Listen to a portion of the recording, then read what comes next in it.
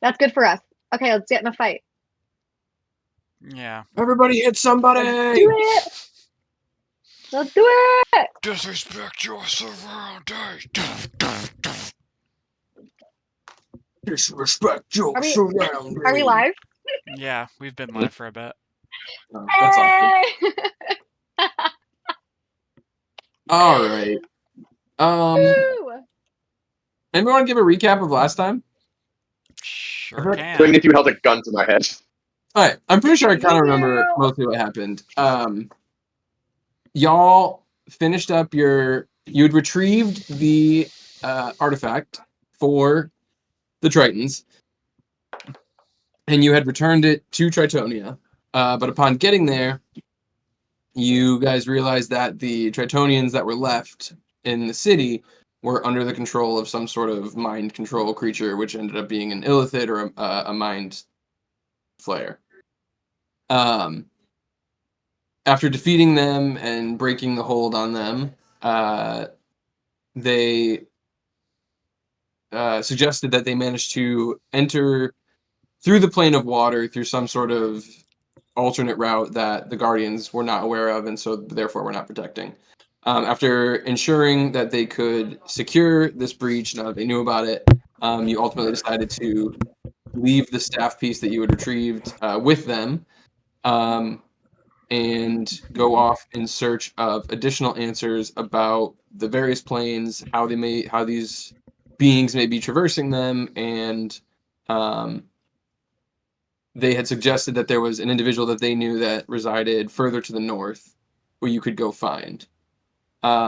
So you ended up heading back to Gel Lida to look for more information, to finish up some things, get some resources before heading out.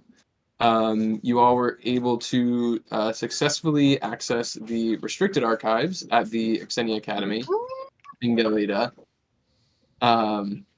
And May's being a learn shady a little bit more about the bitch. threats that you're all facing. I was not being shady. I don't know what you're talking about. May's being hella shady.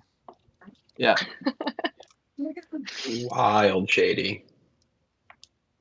Morgan's here. And Scout. Hey, Morgan. Hey. Hey. Hello. Good to see you.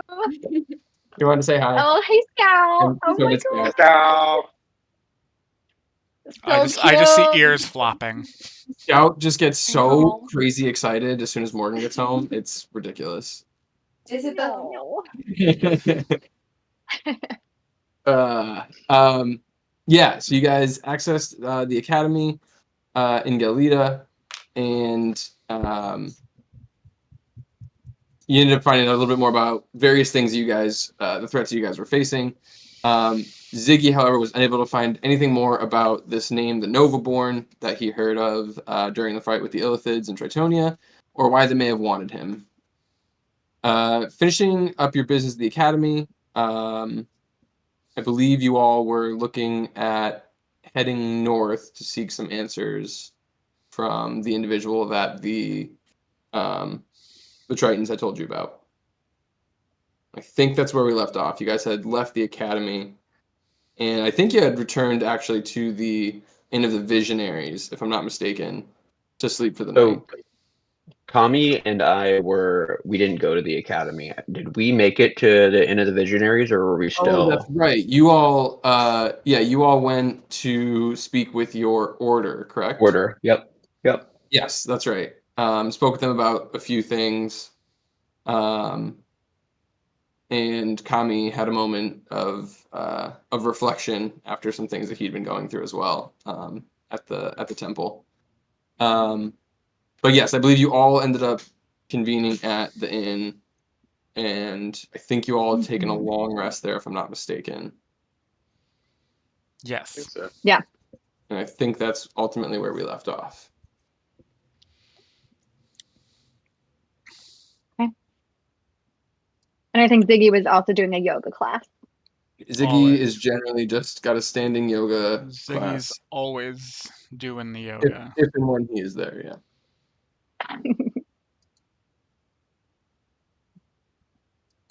Do we assume we're in the morning? Yes, after a long rest. Were you guys in separate rooms? Were you guys just in the 2 rooms? Oh no. I think Don't we were in remember. 2. We decided on 2 rooms. Yeah.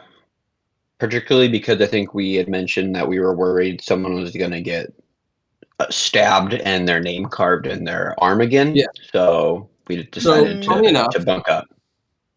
you guys, those who were in the same room as Whirl, you wake up to a note left where she was sleeping. And all the note says is, running is not in my blood. I have scores to settle before I leave the city. I'll catch up with you all in the north. She's That's going to get her ass ominous. killed. That's World's in ominous. danger. Oh no. Okay, I guess we Did just have to trust anything her. seem off with her when you were in the library? The academy, sorry. Well, we did get some answers on the Blade song that she seemed really curious about. But I mean, I thought she was wearing that old lady's face, so I really thought she blended in. But maybe somebody saw her and she has to go settle some debts. I mean, there's so much about her that we don't know. He has quite the Yeah. independent streak, that one.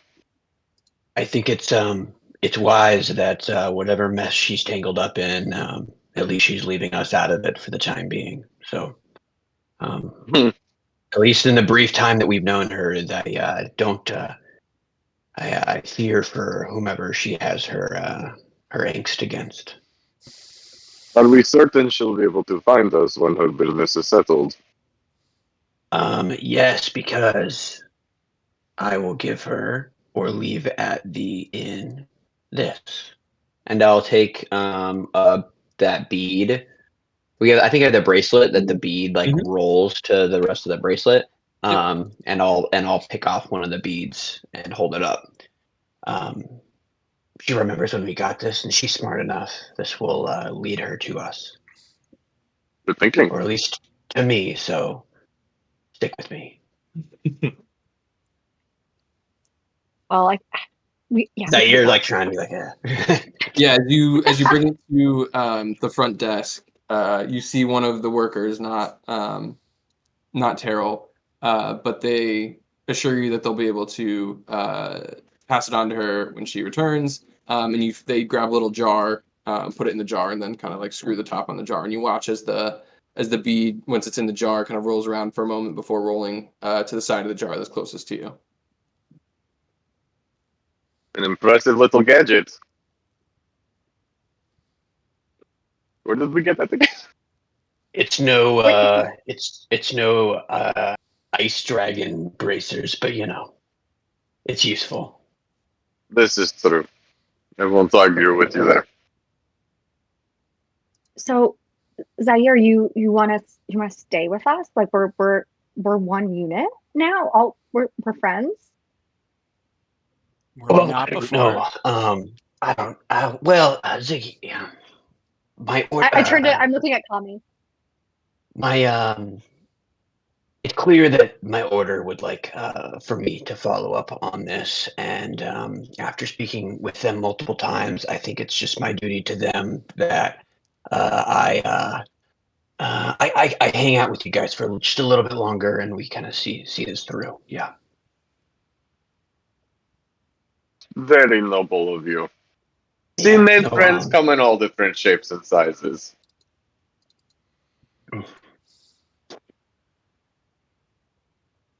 Well, okay.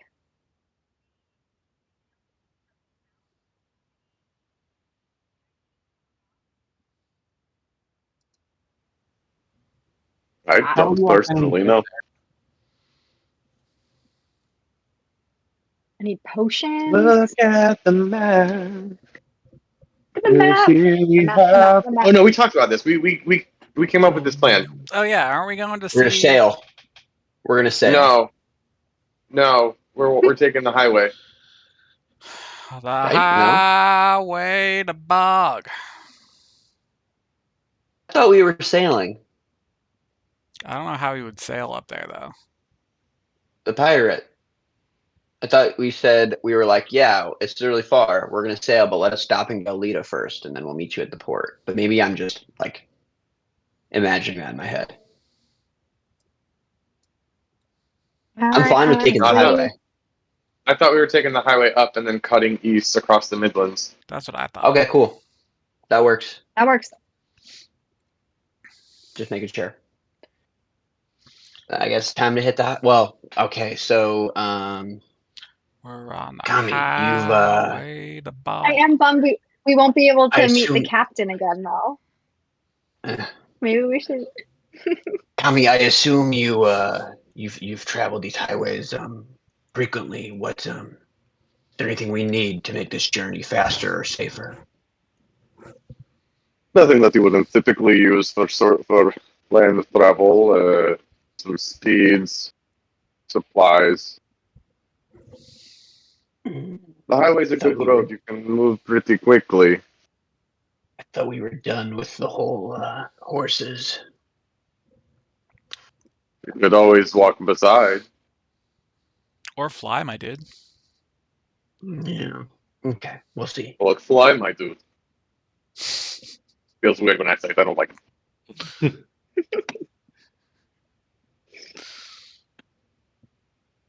Okay. If I also remember correctly, am I imagining, did we talk to the city guard or someone to get us horses? I feel like, For horses, the last time I believe we used my friend over at the pit, who I'm forgetting his name because it's been so long. But when we accompanied him to capture a beast, maybe. Mm. So there's Timu, who you guys went Emu. with, Yes. and then there's Bazul Fasad, who's like owner of the pit, the MC. Yeah, did Timu give us horses, or was that the city guard? When you guys went to We had horses when we went to not Lepidium, but when we met with May's boyfriend. Mhm. I remember someone giving us horses and That then we was- had to like leave them somewhere. Mhm. Yeah, I think it was the That's- city guard, if I remember correctly. because I thought we went to capture the. No, we went to investigate the portal, and we had horses Mhm. there. Mount No, Heliana. that's where we got horses. We ran into the yes, people at the mountain. yeah, it was your boyfriend, May. Mhm, it was Cassian. Yeah. Cassian with the Okay. Asian. Mm. Yeah, that's where you Good for you. for you. So can we buy horses then? Do we have any other contacts we can use here? Or We I don't could want to go always by just foot. It's gonna take forever. We could always just take them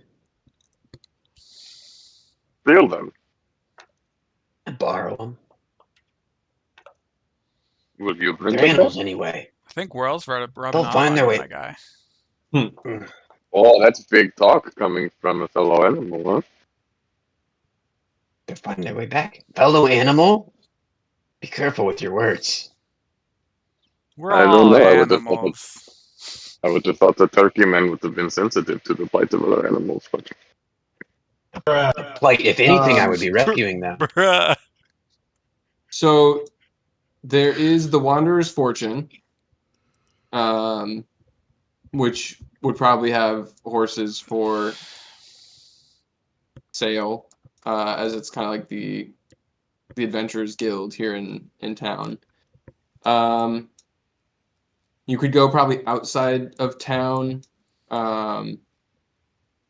to some of the surrounding villages and see if anybody's willing to offer horses and carts and things out there. Or you can head to the shipyards where they sometimes have livestock that's coming in off the ships. And they may also have within the market in that direction, they may also have livestock or horses and things for sale. If that's what you wanted to do. Well, I would vote for purchasing horses, but Kami, can you count? I think you're carrying my money, right? You were helping me out. How do we have enough money? Do we have enough money to buy horses? I don't even have. Or If do I we was have to? carrying your money, I definitely didn't take note of it. What if Okay. we leased horses? What if In we? this economy, it's a better option. I made this earlier today at the inn, and I like hold up a couple silver pieces. Oh, the Doesn't work. yoga's had. Yay for yoga! Is that how you got this money? Yeah, man. Wow. Okay. Well, But that's to say, I I don't know if don't. this I is going to don't be have enough. money. Yeah, horses are expensive, and I Yeah. don't think we can afford it. I mean, Looks actually, I don't know. like- I have 5 gold. How much gold? Everybody, how much gold do you got? I got 5 gold. I have 167 gold. It's a lot more gold than I I have got. 106. I have 162. I do have Maybe we'll be 86. okay. Yeah. Let's go ask how much horses are. Would I know how much horses are, Mr. DM? Probably not. Let's You go had ask. no reason to Let's- purchase a horse so Nah, far. I'm a walker. At the Um, inn, before we leave though, at the inn, do I notice anyone watching us as we're just talking over breakfast? Like, is anyone showing too much interest in us? make a perception check. First roll of the night. Oh. Yeah, Oh, World apparently only has 14? three gold, according to her character sheet. She's the thief. What did you Okay, roll? 14. You look around for a minute. Doesn't seem to be anybody paying any particular attention here. It's a lot of the regular kind of eccentric individuals that are going about their own lives, seemingly kind of caught up in their own themselves rather than sort of worried about what's going on around them. Okay, great. Eric, Do I see Terrell? No, you don't. Go ahead, Zach. I was just going to say that World keeps all of her gold at an offshore account in Tritonia, but that's it. Yeah, that's it. Isn't that convenient? So where are you guys heading? Cross that. Let's go to the market. A First wanderer? place, the Wanderers Oh thing. yeah, the Adventurers Guild. So there's the market in the center of town, and then there's the Wanderers Guild, which is on the other side of town. Which one's closest? You'd have to pass by the market to get to the Wanderer's Fortune, most likely. Might as well go to the market. Market. As well. All right. Yeah, you guys head across town through the typically busy streets of Gel Lida with all the hustle and bustle. There are a number of horses and carts that are moving through the streets. If Zaire wanted to steal one. But yeah, it's a short walk to the center of the city. And you guys get to the market square, which is sort of an open field here in the middle of the city with a number of tents and sort of small buildings erected to peddle various goods. You kind of start to walk through, and Ziggy, you'd probably notice there is a familiar ship floating in the harbor here. My from guy, tomorrow. Mr. Morrissey. It is the ship. You do see the ship out there. as well as you see on the outskirts of the market square, there are some various barns and stables and things with a number of livestock. They've got pigs, chickens, some cows, a couple of horses, just the various livestock that you might be looking for at a place like this. All Though right, not cow. in a huge quantity. It's really rather limited given that it is in the city. Fair.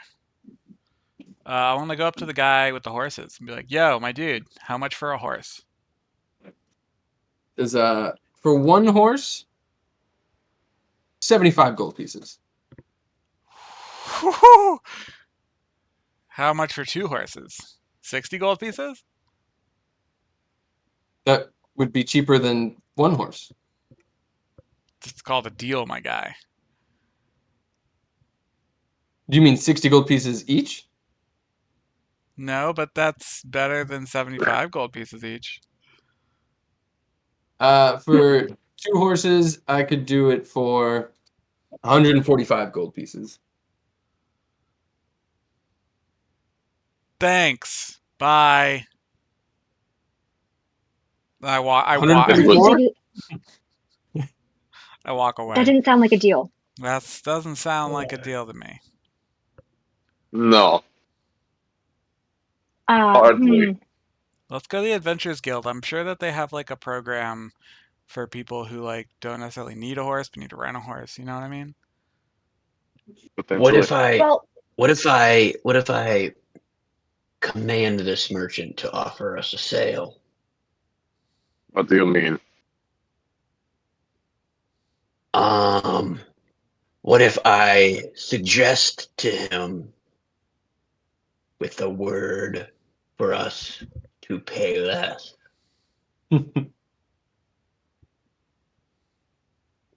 maybe mm, we could, but if my memory of the map is correct, what if we isn't that the captain over there? Could we just You ask don't know that. Captain Morrissey? Ziggy is the only one that thought. Oh, His perception's the only one that would get Nina. okay, just kidding. What? Because the river runs like halfway there, and then we could just get horses I don't think after we get off at the. I don't think the ship could go Like, up the river. okay. Right. I mean, I guess we can continue on. It's just, To be fair, throwing just it out as there. a point of clarification, you guys did get a ship to go up the river last campaign at one point. Oh, we did? Yeah, and that Mhm. turned out great. Theo did lose the staff at that point, but yes. Yes, yeah. Well, I mean, that was Swiftwater Pass. That wasn't the. This is a smaller river. This is a much smaller river. Oh, you mean the little river that runs like two? Yeah. Oh, We yeah. would totally I just was if we talking had about the water pass.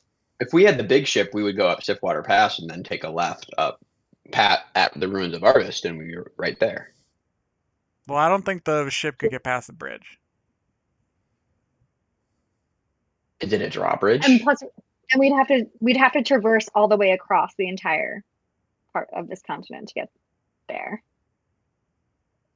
Let's just go to the Yeah, Adventurers Guild. I'm not advocating doing a ship. I'm just saying. Let's Just go. saying, I think we Let's could see do it. what. Yeah. Let's see what the Adventurers Guild's got. Okay. Okay. Let's see all of our But- options. If the price is ridiculous there too, I will also be asking for a sale. But those there might be more defensive about it. So I guess we'll see. We can always come back to the market. Sometimes when you leave a sale, then they reduce the price even more because you're serious and showing them that you're going to leave. So we'll see. Yeah. Okay. No, I don't buy many things, so I don't know that. All right. So you guys are heading All right. to the guild, the Wanderer's Fortune.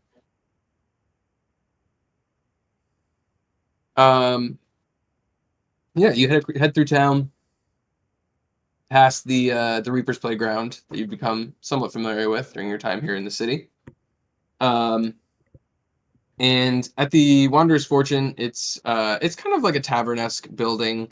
on the inside, and on the outside there is a pretty wide open area that they have an archery range set up, some sparring like areas for people to fight, practice with their weapons, as well as some stables for horses and carts. If you guys kind of look around, there seems to be a person there minding the stables, taking care of the horses. You see him, um, filling a water trough and shoveling, hay and things in the area there.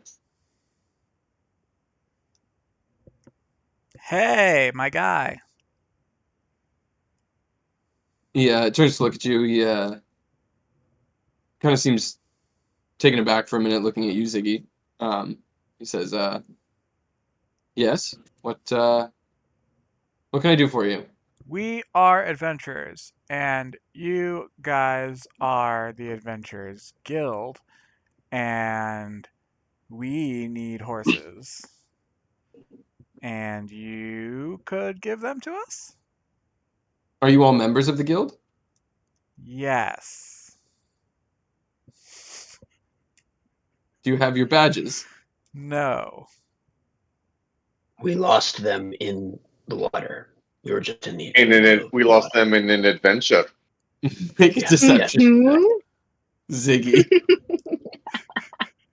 With advantage because we're helping. Yeah. Disadvantage because you're helping. Yeah. We're all looking at each other with wide Do I eyes. actually have Yes! advantage or do I not have Yeah, I'll advantage? give you advantage on it. 18 plus deception Yeah. plus 4. 22. Nice.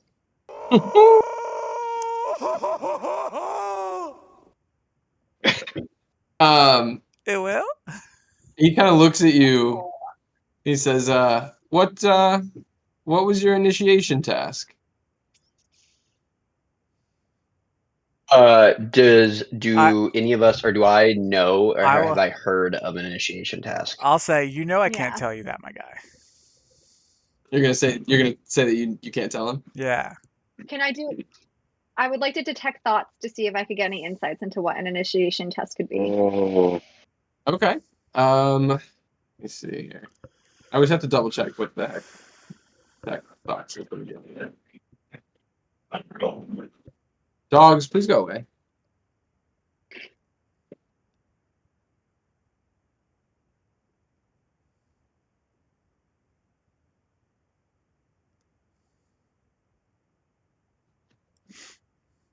Okay.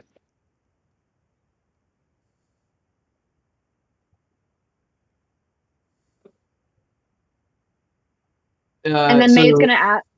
I'm gonna ask and just like pose another question before I cast and be like, well, you know how hard the different initiation games could be. there's a lot going on because Ziggy already said I can't tell you. Oh, I thought I beat him to it. If I didn't beat him to it, then I didn't say You it. said that. Well, you don't have to say that, but I'll give you detect thoughts. Okay. Initial thought is just like, this guy's lying. Like he's not a member of the guild. And then you see sort of like images of his own initiation task, it seems. And you see him like there's like flashes of him from his point of view, like skulking through some sort of like ruins or dungeon or like temple type of thing. There's a flash of him grabbing something quickly, and then more of him kind of like escaping from that location. And these kind of like flash through in like rapid succession, like a series of images. And after that kind of runs through your head, he kind of looks at Ziggy and he goes, "Are you sure you remember?" Yeah, my guy.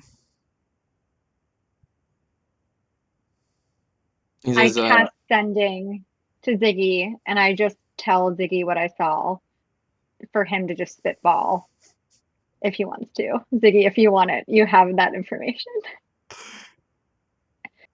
Taking such liberty with casting spells. was gonna say, I I- think you. All of these spells have some sort of verbal or Yeah, they have a like number of components to them. you gotta. You're not just like casting like spells mentally. But all right, what happens? What? Does it goes okay? Uh, yeah, we had to like go someplace and like get a thing. You know how it is. It do be like that sometimes. He my goes, God. let me check with some of the other members. Wait here for a moment. And he heads inside. We take the horses. I don't think he bought it. I don't think he Let's bought it. go. Let's go. They're You right wanna there. take He the horses? left. Let's go. Tommy, We're getting I don't to the know. point where we're not going to be able to come back to the city if we keep Well, pulling stunts like this. it's either that or we continue the lie. And what are we gonna say to them? Or we just sneak away and Zaire, you suggest very strongly to the market person Oh, and so we try and now we can ask for a sale. Now we can ask yeah. for a sale. You guys care too I, much What if we I about. just You guys care too much about other people and like cities and shit. no? Like, We take them. yeah. We take them or we lie to these group of people that are about to come out and say, you know, remember us from the pit and how we were fighting? We're actually long lost adventurer guilds. That's I it. Those are the two options. I hop up on a Let's just horse. take it. I hop up on a horse. Oh, let's just get out of here. Ziggy? Oh, Zaire, what are you doing? What are you doing? Zaire, are you I don't know. I'm on a horse too. May Yeah. is frozen. You're on a horse? I Yeah. look at Kami and are we thieves? Let's get out of this city. Okay. Everybody, make a stealth check for me. Oh God. Oh no. Actually, you know what? I'll be like, okay, fine. This will make it easier, and I'll cast Pass Without a Trace. So add 10 to your stealth roll. Mine's a 28 then. Oh Uh, no. Did she crit 20, or did you shit? 24. I shit. I got a 1. That's So what's your stealth? Oh, my stealth is Minus plus one. 5. So that's So 16. so that's 6. So 16. Yeah, that's not terrible. 24. mine's a Mhm. 19. We've got a 19, a 16, Jess, Mhm. 24, Yep. and Zaire, what was yours? 28.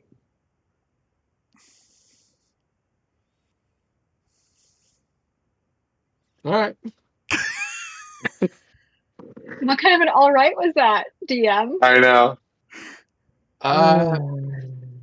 On the average, you all rolled high enough. So you guys managed to kind of nonchalantly kind of saddle up on the horses. I'm going to say at least 2 of them don't currently have saddles on them, which means you guys jump on bareback. I'm fine. I got it. Yeah, I'll Right. take the other bareback. And at first you kind of just like start to walk out of the area here, and then kind of pick it up a little bit as you move outside of the immediate area. Lucky for you, the Wanderer's Fortune is right at the edge of the city. That's So right. as you kind of Bye. leave from behind here, you immediately go out through the city gates. And as you're kind of walking through the city gates, you hear kind of a shout from behind you being like, "Hey, wait a minute." And you hear some people start to like kind of scramble and shout. And yeah, you guys are kind of outside the city gates, and what are y'all doing? We're just going, just Right. To the highway. hit the highway. As we're Go leaving, as as fast we're as we going through the can. gates, and as we're past city guards, you start to hear the shouting. I'm just gonna kind of lean to them and be like, "Jeez, I wonder what that's about," and then just keep walking. Are they trying to follow us, or did we steal all of their Yeah. horses? You'd have to put in steal all of them, but like at the Yeah. moment, there's nobody that's like mounted up coming after you. Go. Okay. Okay. All right, so you guys head out through the north gates. The guard kind of like gives you a shrug, as you like, I wonder what that's about. Yeah, and after just a minute, you guys kind of get to the main road, which you know to be the Transsordumian Highway, and you head off, heading in the sort of northwest direction. I would like to Initially out observe. into the Southlands. I would like to observe that it took us all of this time, and once Whirl was gone, we finally committed a crime.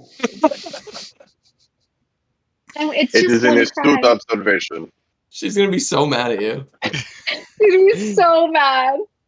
She's gonna I ask, finally. "What's the first thing we did when she left?" And the first thing was commit a crime. I committed a crime. Wow, at My least character finally committed one crime. we committed 4 crimes technically, or is it just one Technically, crime I 4 know it's more than times? that. Daddy, How much chill. is Yeah. the? Daddy, How much chill. is? Yeah. Ciao. What the hell is man. even Oh. that? All right. Please give me the horse, Uwu. Oh. No, Michael.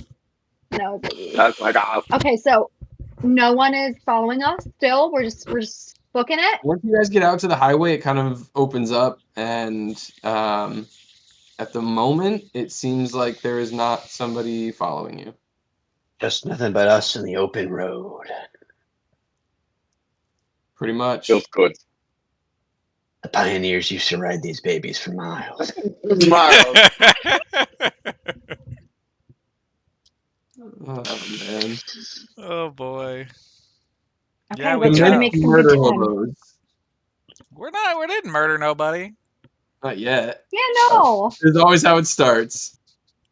I mean, It's a for maybe gateway for a little crime. treat. It's a gateway It'll be a little crime. treat for later. Yeah.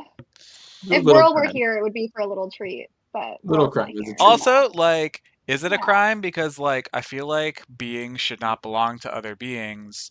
So, like, I think it's a crime that Let's try the moral high ground on this one. Mm-mm. No moral highway here, just the highway. I'm gonna ask the horse, Okay. because I can speak to animals. Be like, "What's your favorite food?" He What's says, its name? Is it Jenny? Is it Jenny? Did we finally meet Jenny No. in another life? Jenny's hella dead. Jenny is hella dead. You don't know you that. ask what his favorite You food don't, is. you know. Yeah. He says, apples, carrots, those kinds of things. Cool. Those are good foods. I got you tomorrow, my guy. Okay. Yeah. He seems super chill with this. Like, I'm just telling you guys, he doesn't feel violated, so like we shouldn't feel violated for him. Fine with me. Okay. That was okay. Oh, I'll ask him. Would you rather be out here running or stuck in those stables, just like standing around? It's nice to rest sometimes. Yeah, but like if like you can rest, but like, would you rather run around? I don't really care. He doesn't even care, dude. We didn't steal nothing. He's giving off big Ziggy vibes. This guy's my guy.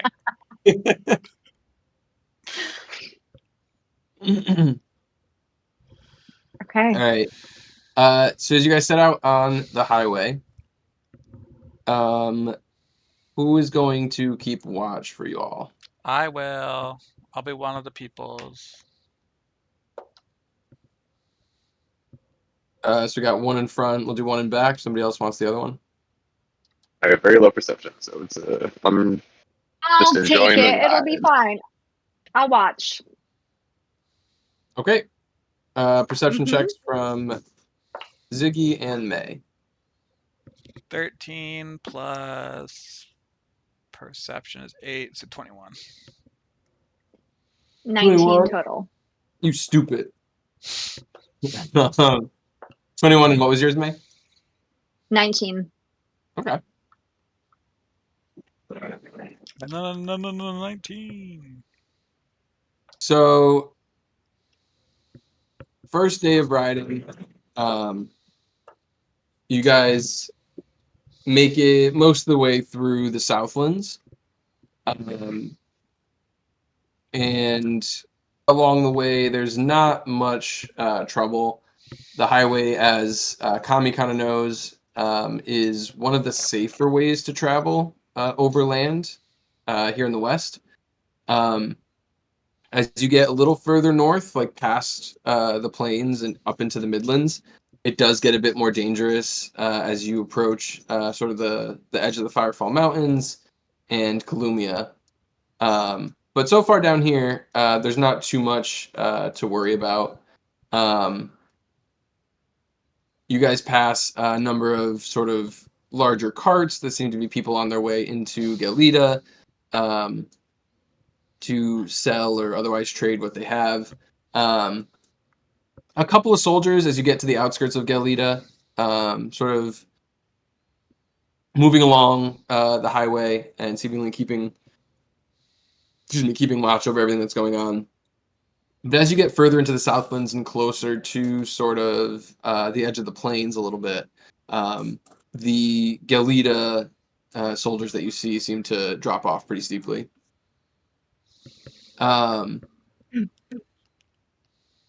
Eventually, you guys come to a place where you feel comfortable resting for the evening, and you're able to kind of set up camp.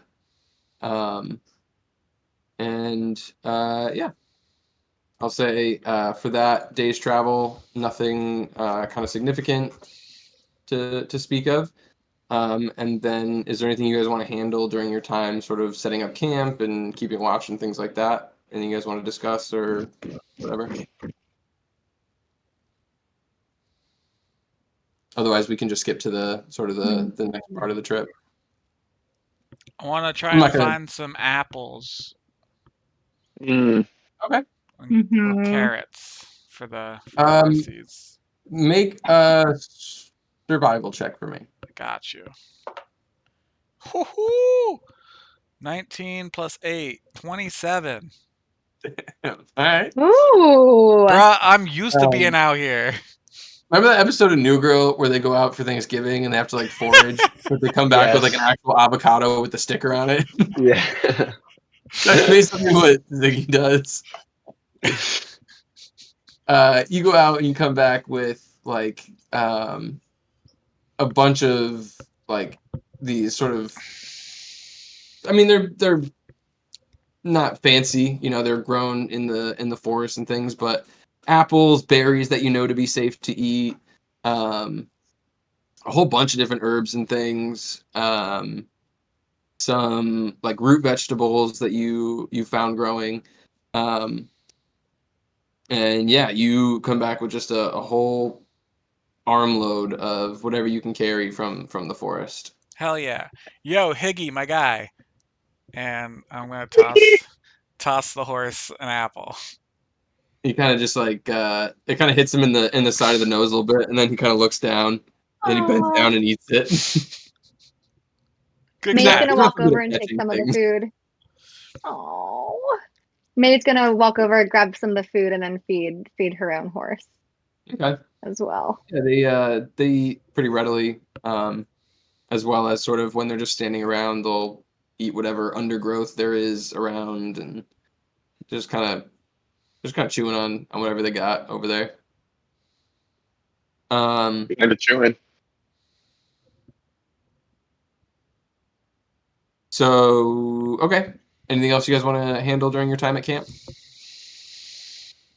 Nah, man. Just straight chilling. Okay. I won't belabor travel too much. I think As one thing that I would like to do though, as we're traveling, is to keep an ear out as we're passing people for any information. If like people are talking about any odd events that they've seen, if they've seen any beasts, like since we're traveling this whole highway, there might be some intel that we can get along the road. okay. I'm gonna have you make a perception check for the next day, and I'll keep that in mind with what Okay. you roll for that. So for the next day's travel, I'm gonna have Ziggy and May again. Give me just another perception check for today.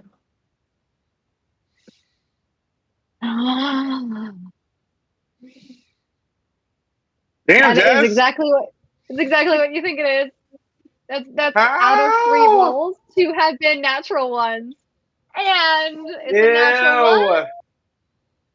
I'm just so distracted. I'm petting the horse that I'm with.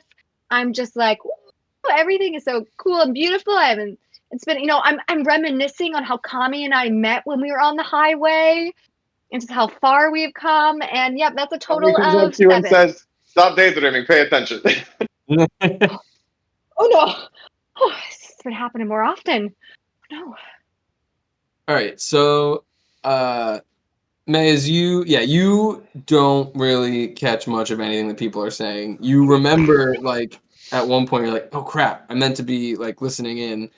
And then at this point, you get to a certain point where there's just, like, not really that many people anymore, sort of traveling. So in that sense, not much information. Eventually, you guys come to cross the Shimmer Run. There is a ferry that runs across this particular part Whirl? of the river. Got him. No, Ferry. Pew pew. Terrible. Pew pew pew. So you guys pause for a moment as you wait for the ferry to return to this side of the river. You're not too far from the outpost that you all had infiltrated previously. It's a few miles further south, but you start to kind of recognize the landscape as you get into sort of the deserts here on the western shores of Sordum. Eventually, you cross the river, and Ziggy, what was your perception check for today? The same one from before? No, for this travel, this most 21. recent 21. Okay.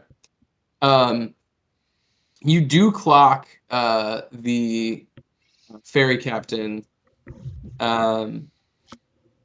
just kind of like looking at Tommy in a weird way. It kind of just gives him a look for a minute, and then it kind of goes away. But you just kind of notice him looking at him for a moment. Insight check. Yeah, go ahead and make an insight check. 14 on the die. My insight be high. 14 plus 8 is 22. It really, the look on his face is kind of like somebody trying to like place a face or almost like there's like a recognition, but he's struggling to kind of like think of like where he may have seen him or somebody like him. Kind of trying to make something out for a moment, and then he kind of just like shakes it off, and then kind of goes about his business. All right. I'll walk up to Kami and be like, whisper to him. I think the fairy dude recognizes you, my guy. Tommy stands up a little bit taller, straightens his spine, and then does a little bit of a look around before regaining his composure. Well, what can I say? I'm an impressive specimen. I'm sure if people saw me before, they would remember. Yeah, you are, my guy. I couldn't forget you, and I forget a lot of stuff. But Kami is going to try and make his way to the corner of the ferry and do best he can to sort of blend in, which is hard for him to Hard. do. Just give me a stealth check, just out of curiosity. How obvious or not Oh. obvious are you being about your attempt to blend in? Is all I'm looking for. I'm not. I mean, I'm trying to. I don't want to be. I want to. A little spooked. Yeah. Okay. Yeah, it's a natural 19 for a total of 23. Okay. Ooh. Hella sneaky. Yeah. Pretty nonchalantly, you kind of just head over that way and manage to, look out in the opposite direction. There's a shore somewhere over there that you're looking out towards, and that's that. What can I say? I like the waves. Motion of the ocean, my guy. Yes. You get to the other side of the ferry, continue your trip kind of up the highway. And I'm going to say again, for the point of expediency, unless there's anything you guys want to cover, we're going to just move ahead to the next day and keep you guys moving along the road. So I'm going to say for the next day, give me 2 more, excuse me, just give me 2 more perception checks. That's all we're going to, God damn it. That's all we're going to do to mark the, as it being the next day is just, what does that look like for you guys today? Okay. So Ziggy and May, 23. another one. Also 23. Damn, okay. You're perceptive as fuck. So today, you guys are traveling further north, and you start to get sort of up to just to the west of the plains. And with the river running to your right, Ziggy, you notice coming down, there seems to be a number of larger individuals, and at a decent distance, you manage to clock that they look to be sort of similarly dressed and adorned to Kami. And it doesn't really mean anything to you. It just, you know that he was one of a group of people that was out here. So it doesn't like raise any red flags to you. But May, with your perception check, you do notice Ziggy noticing something. And as you kind of pay attention a little bit more, they get a little bit closer. And you do clock them as being members of one of the Tavoro houses, and it does raise a bit of a red flag for you with Kami. I immediately turn to Kami. I assume, Kami, you're close to me? Okay. Kami, Tavoro Yes. houses, people from Tavoro houses walking this direction. How far away are they? They're probably a couple hundred yards up the road from where you guys are. Wait, what's the Do you color in the crest? Do I see the color on the crest? You do. Just so I make sure I'm correct here, Thea, what color does your house wear? Red. Okay. It is not red. It seems to be a sort of golden yellow color. It's golden yellow. So I don't think they're from your house. No, golden Who are yellow. they? That's Suki guy. Do you need to disappear? Or do you want to go invisible? We didn't interact much with them. I'm not depending on if they're just rank and file. They might not even recognize me. But just to be safe. Yes? What? You're really well known. Your family's really well known. It is a risk. We have a cloak. I can prestidigitation. So let me just like I'm gonna transform Something that Tommy to look manifests like the cloak. While That's not how it they're works. like talking, I'm gonna yell back like, "Yo, call me my guy. Some people that look like you up there." Thank you, Ziggy. Thank you. Z. Is this your fam Well jam, done, my well done. guy? Mm-mm. Also, though, Eric, we are not if we're on the highway, we are not technically within the jurisdiction of the Tavoro. You know that is, while like internationally, quote unquote, recognized. Yes, the Tavoro do see the highway as sort of being within their like they're protectors of it. They see it as kind of being under their watch and therefore their jurisdiction. Though officially, it is not a part of any one nation or city state. Well, Nate, we'll simply see what they have to say. I'm excited to meet your family, my dude. Oh, pressed Ziggy, it this to- is not my family. I had already like prestidigitation like a mustache on your face, and I get rid of it. Just like for kind He has a beard. Okay, no, okay, beard. You already had a beard. Yeah. yeah, but now like I have uncovered a it up beard. to It looks like a very like You no put a mustache? on top of the beard. It's a different color. Yeah, that's probably for the best. Jesus Thank you, Maeve. fucking Christ. That was good. Okay.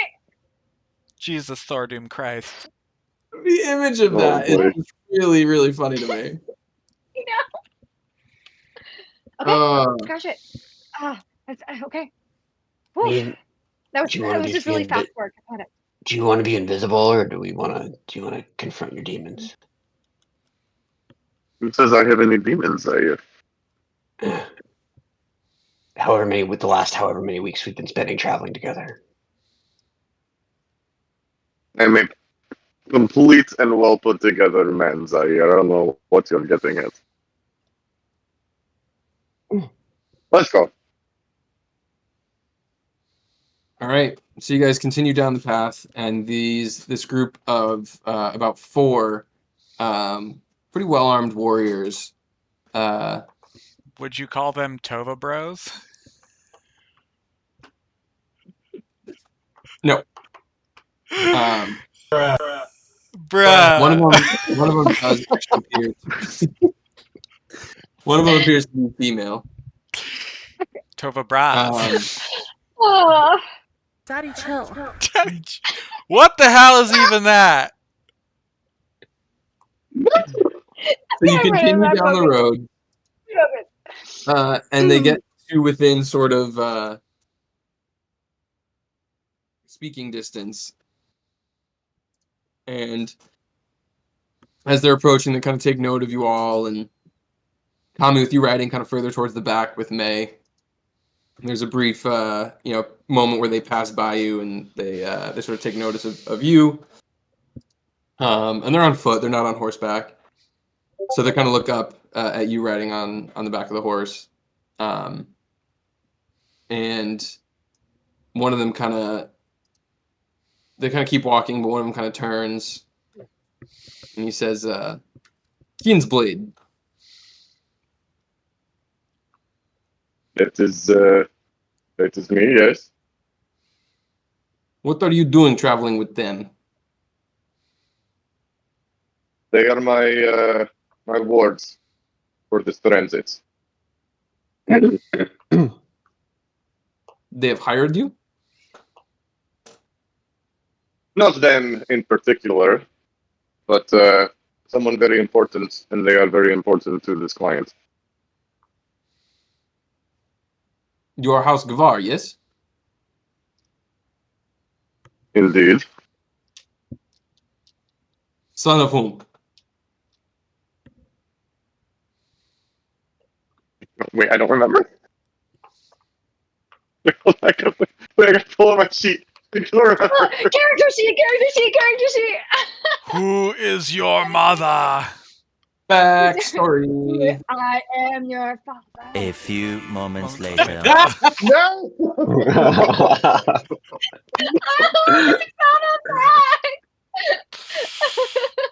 So good. Where's my family? Where's my family? Where's my family? Where's my family? Why didn't anyone play this while we were running with the horse? Why are you running? Okay, Ew, sorry. eh? Kami, go ahead. Go ahead. I wrote too much shit. Nine. And nine. Sorry, what was that? Son of Hanahin. First of her generation. And that is your mother? Yes. They kind of look at each other for a minute. You are only son? Yes. I Why? thought Why do you ask? We thought you No, were you dead. must. No, you must be mistaken. If you look at family tree, there is one daughter and one son. Make a, I guess, persuasion check? Okay. Where's my stuff? Yeah. Oh, okay. I'm looking at perception. Persuasion is much better. I think I'm using the wrong guy. I gotta use his dice. This is Yes. a Tommy dice moment. Where is his dice? Kami Dice Moment. Here it is. Okay. Hashtag Kami Dice Moment. Now, whenever it rolls, this is the way the story's supposed to go because it's the Tommy dice. Oh. It's a total of 9. Love it. That's more of a Theo roll than a Kami roll. Damn. This is where they It's also a merge and Tommy become roll. one person.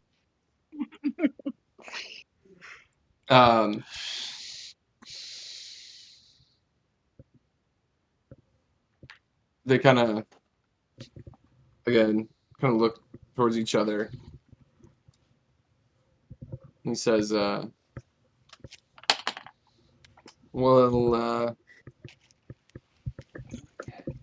suppose finish your task with them. Best you return home. Plans are beginning to be enacted. Yes, I've been in contact with my mother. I'm well aware. Thank you so much. Look forward to seeing you out there soon. I live for the battle, brothers.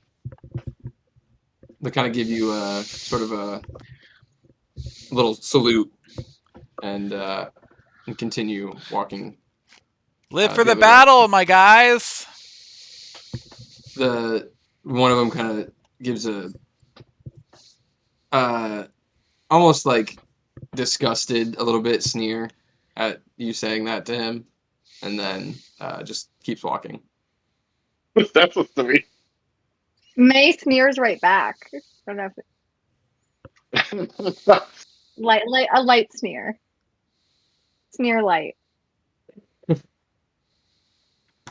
All right. Okay.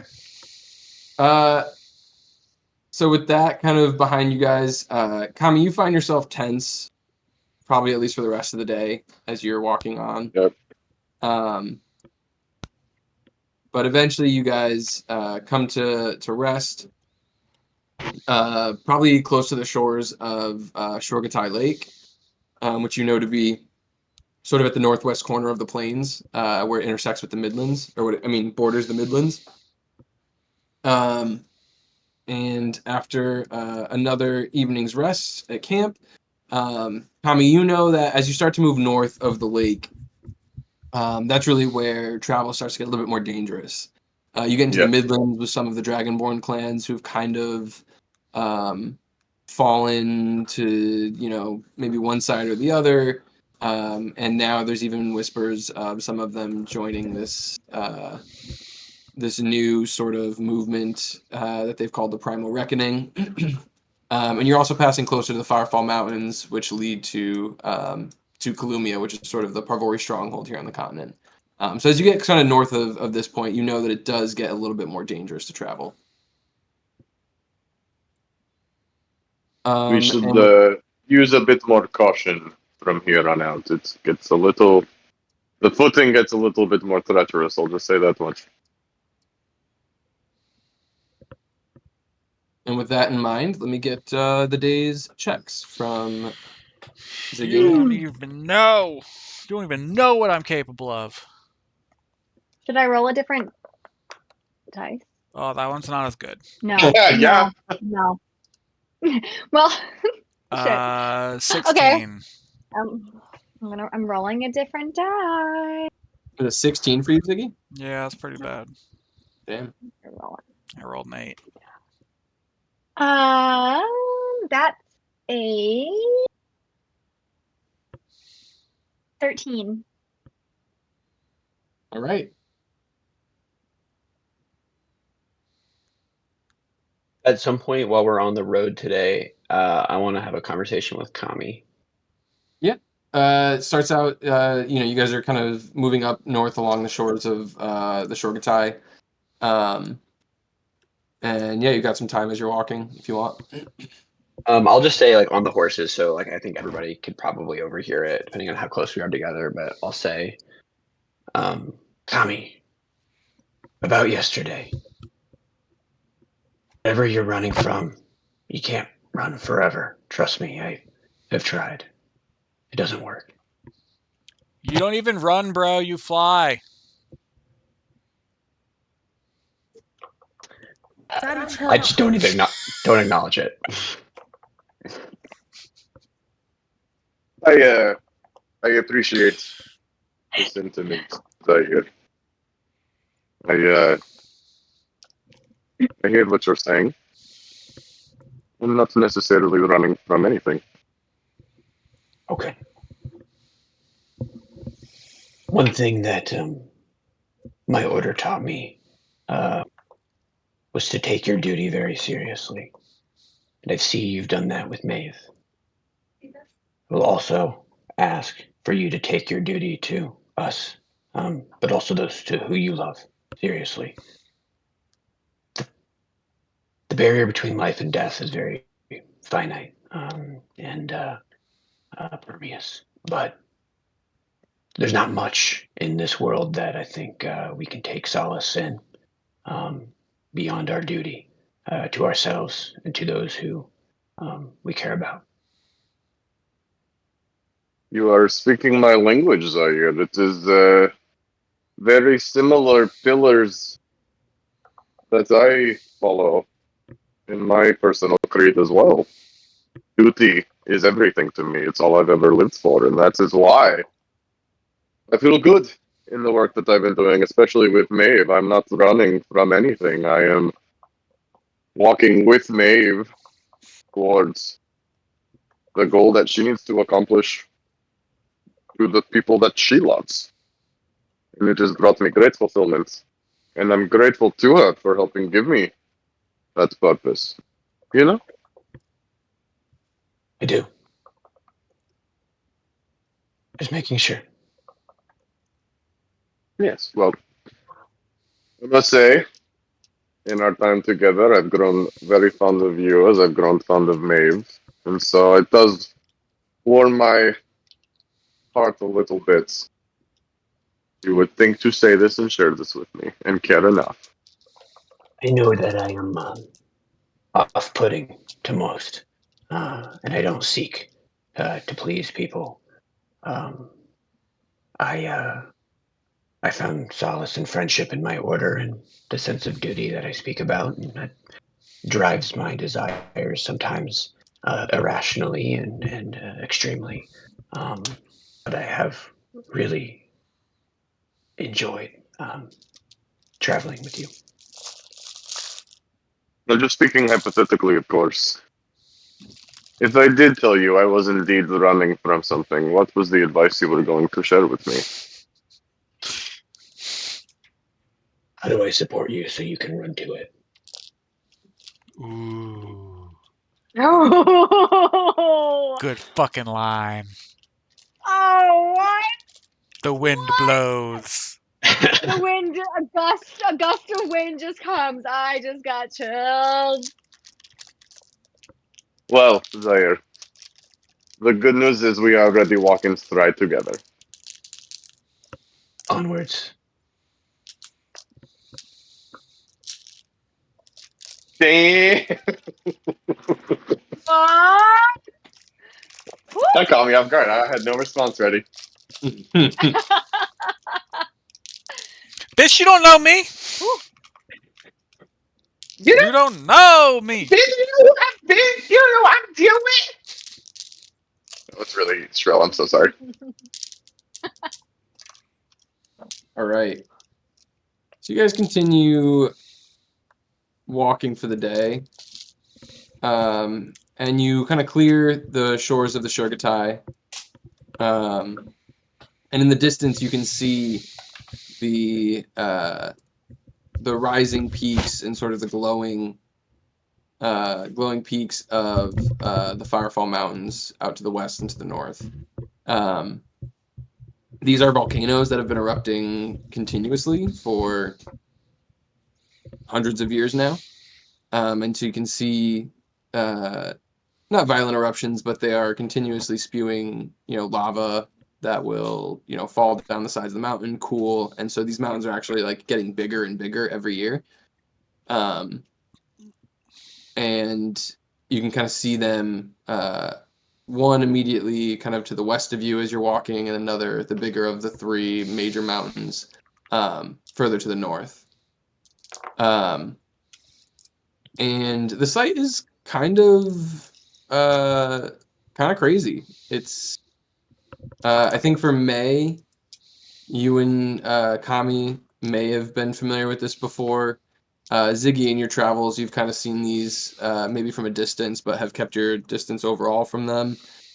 Zaire, this is a pretty new scene for you. You haven't gone quite this far to the northwest here, nor have you seen kind of these active volcanoes in this capacity. So it is it's a new experience for you, and it's a little intimidating.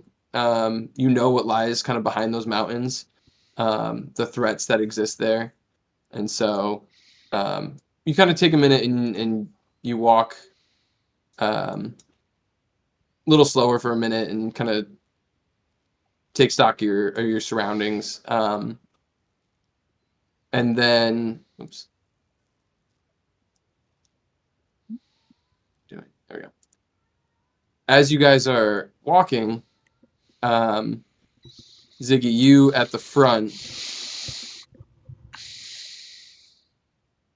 you hear the sort of twang of a bow, and That's no bueno.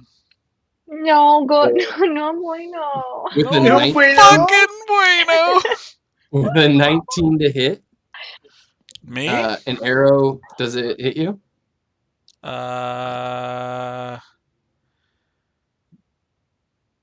David Lamente. Yeah, I'll let it hit me. I'll let it hit me. You'll let it? You'll what? Okay.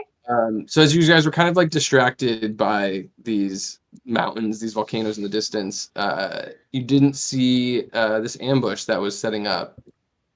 And Ziggy, you get hit with the bow, and you take 9 points of piercing damage. Alright. And let's roll initiative for this one. Yep. Mm-hmm. Alrighty. Well, that's not good. That's pretty good. That's not too All shabby. right, I got a 17. 17. 20. 23. I got a 10. dirty 20. I got a dirty. I can. No, I'm not gonna do it. Thank you. Oh no. All right, so let's go. Kami, what was yours? 23. 33. No, 23. It's like, that's not possible. Ziggy, Yeah, it's like really god. 20. Really good. Wow. Zaire. 10. Wow, Okay. gone. May. Oh my god, that One, raw just was kidding, 17. so gone. 17. Okay. My Michael, wrong. hang just on like a My second. a- I'm like a lot of initiative out of them, man. I'm just like Duh. really determined.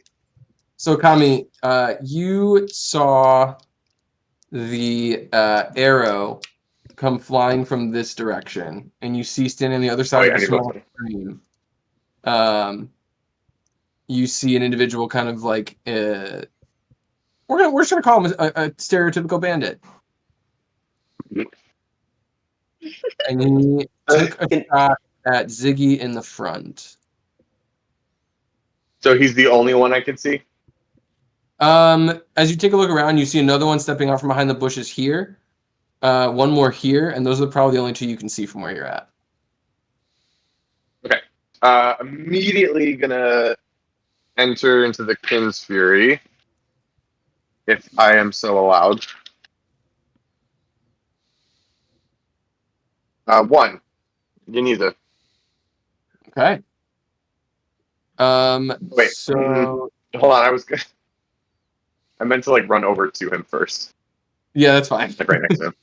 Okay. So all right, so you're gonna go to the closest one, I assume, right here. Yeah. We're on Okay. horses, right? You can hop Mhm. off if you want. Oh, I'm jumping off. I got acrobatics for days, bruh.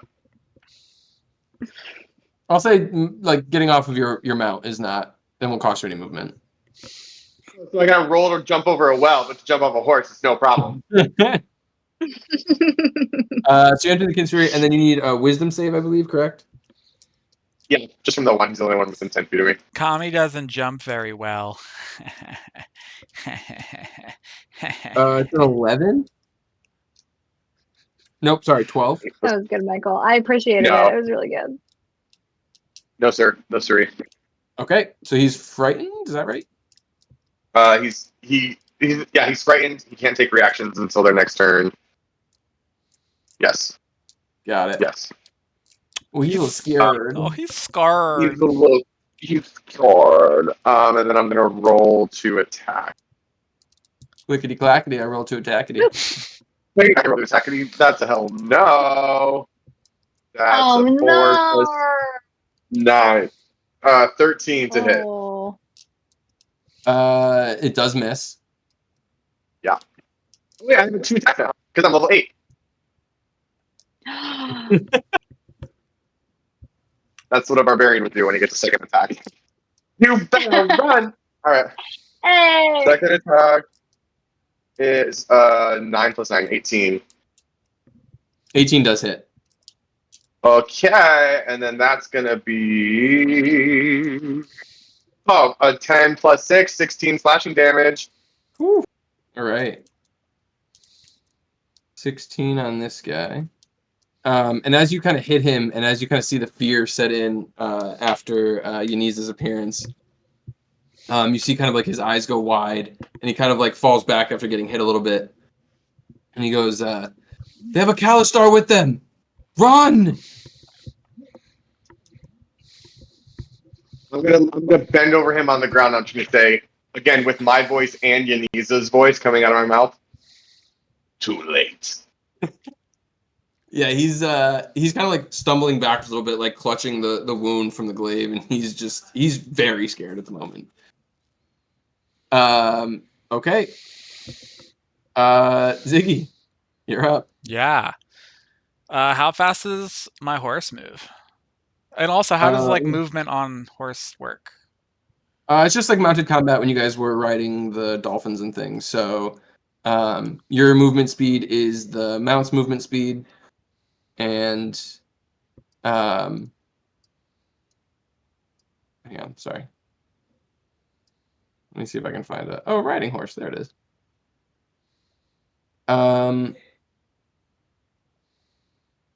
60 feet. Hell yeah! I'm just gonna run this guy over. Oh yeah. Ooh. I'm just gonna be like, I'm gonna lean down to Heggy and be like, "Yo, Heggy, we run this guy over, you get more apples." He gives you I'm so- What a treat that is. I'm Murder so and fucking happy an that you apple. named him Higgy. He's Ziggy's I love little it. horse. So Well, You Heggy. run at this guy. Are you trying to attack him like with the horse? I mean, attack. I'm just like telling Higgy to run him over. Okay. Getting trampled. Give me an attack roll, and I'm gonna make him make a dexterity saving throw against your attack roll. Would this be my attack, or would this be my action? To do this? It's a +5. I'm giving it the hooves attack from a riding horse, and the Would it be? Is this my action though? Would that be my action? Yeah. All right, then I wouldn't do I'll that. give it to you as a bonus action, trying to run him over. Okay, cool. Does that work? Yeah, that's fine. All right, we'll do bonus action. 17. What am I adding? +5. 22. All right, so they have to make a dexterity saving throw with a DC of 22. Dexterity is +3. So 13. Fail. So roll 2d4 and add 3. You ain't ready for this. You weren't ready for Higgy. This is really funny to me. 4 and a 3. What am I adding to that? It's 10 total. That's 10 total. 10 total bludgeoning. All right. And you know what? I'm going to say he's knocked prone as well. Hell yeah. My leg! And I had that poison ready to go. I'm gonna be like, yo, Higgy, stand on this fool. And I'm just gonna have the horse stand on top of the guy, and then I'll get off the horse. Okay. All right. I'm also just assuming that you've cast Speak with Animals continuously since you've been riding this I horse. can speak. No, I have speech of beast and leaf. I can speak to the animal. Oh, you can just constantly speak I to can the just animal. constantly. It can understand me. I can't understand it. Oh, okay. I can. Is that a purple trait? Yeah, it's a furball trait. That's really funny. Wow. So I can speak Wow. to animals. They can understand me. I can't understand them. I will say for the first one, when I was like having the conversation with him, then that one I cast speak with animals. But for the rest, I'm just getting vibes. I'm going off vibes at this point. Got it. I'm tracking now. All right. Still hilarious. I love it. Wow. Anyway. Okay, so you still have your action, I believe. Yeah. So I'm gonna get down and I'll take my action to. What do I see? This fool over here now? Which fool? Oh wait. Oh, the guy behind the rock? Yeah, it's fool. Yeah. You see him right now. At that point, I'll be like, "Yo, we got another one over here," and I'll guiding bolt. I'll use one of my uses to guiding bolt that fool. Okay. I'm gonna put this horse standing on top of your. Hell yeah. Okay, make your guiding bolt attack. Hell yeah. 10 plus 8, 18. 18 hits. Okay, up. And then 46. 2, 3, 6, 5. So that's 5, 10, 16. Radiant damage. All right. And he's glowing for the next turn, right? Glowing. You're glowing, honey. Glowing, hunty. All right. Okay. Anything else? Oh, no, that's it. I don't think I can move, right? I can't move anymore. No, use the full. Actually, I don't know if you use the full. I'm going to say no. That's fine. May? As a bonus action, I'm going to cast the Blade Song. And what does the Blade Song sound like? So it's sort of like it's a crack of thunder. So it's like you just hear sort of like electricity in the air. I was a hop. Well, yeah, that's that's exactly what it is. It's just Mariah Carey doing falsetto. Love it. Yeah. Uh-huh. That's all I'm gonna be able to hear now when I cast Blade Song. So cast Blade Song, and there's like crackling electricity around me, and I am in a completely different place than I was before because last time I was on the highway, I didn't know how to fight or anything. So May's looking like pretty sure of herself in this fight. And so I'm gonna take me and my little horse, and I am going to go and run over this the bandit that's fighting Kami. Or run by and swing with my sword and cast Booming Blade and try to smack them. Okay.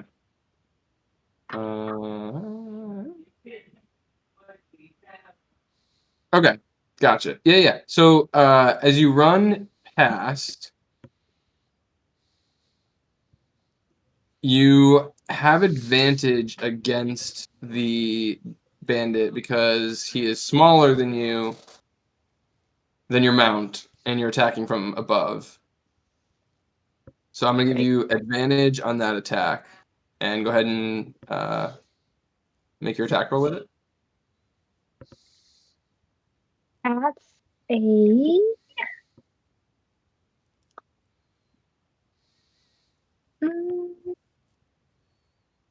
16. 16 hits.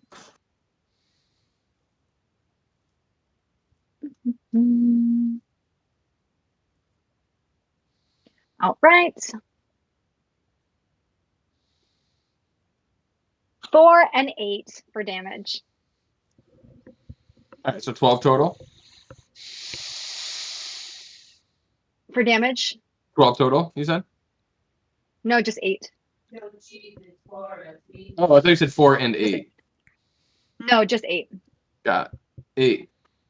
Okay. Yeah, so you kind of like run by, take a swing, and kind of like go between the two of them. He does not get a reaction as you leave his melee range. And do you want to keep going, or do you want to kind of stay there?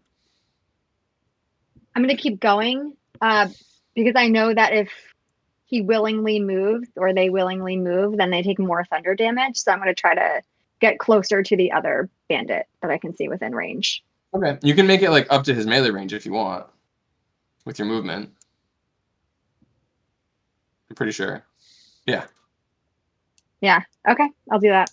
Okay. All Okay. right. All right. The bandits are gonna go. They're in kind of a rough spot already.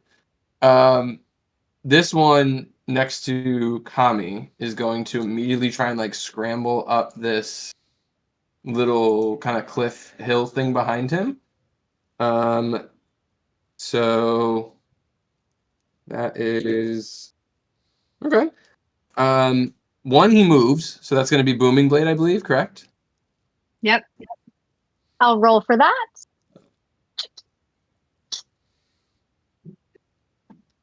Another 8. Ate him up, no crumbs. All right. And then he's going to try and scramble up the hill, which will also give Kami an opportunity attack on him. Yo, this Let's guy's dead as go. fuck. Take him down. Yeah, 21 to hit. Yeah, that hits. Also, I realize I'm adding my damage incorrectly, so I should have hit even more last time. Oops. That's That okay, I'll seemed do it low. now. I thought it was low. Was that? I thought it was kind of low. Again, I have to add an additional +2 to my bonus damage. Yeah, okay. Which I always forget. So, Yeah. 4 + 8 is 12. Okay. Yeah. So he goes to like turn and like starts to try and like claw his way up this cliff to get away from you, and you just cut him down as he kind of moves out of your way, and he just like falls up against with like one arm like reaching up the cliff and is just like lying against the rock, just bleeding I out. told you. With that, guy behind the rock is going to also take a shot at Ziggy, which is 21 to hit. Yeah, that'll hit. Actually, wait, I can do this. I'm gonna use the bane of DM's existences and silvery barbs. Okay. Silvery barb. Reroll that shit. All right, so we're gonna reroll the attack.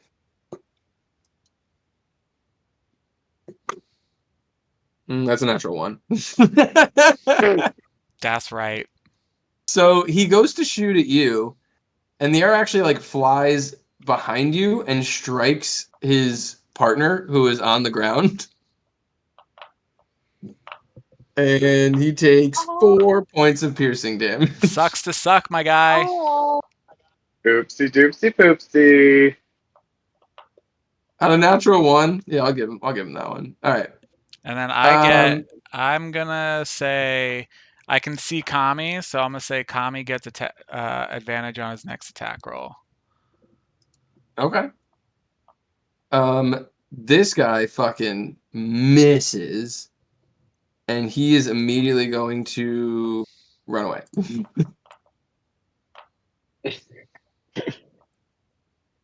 Run away. This guy. Why are you running?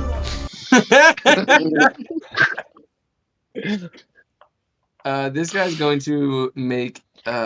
He's going to take out his short swords and make some attacks against May. Come at me, bro. That is a 15 and an 11. My AC is 20 right now, so no.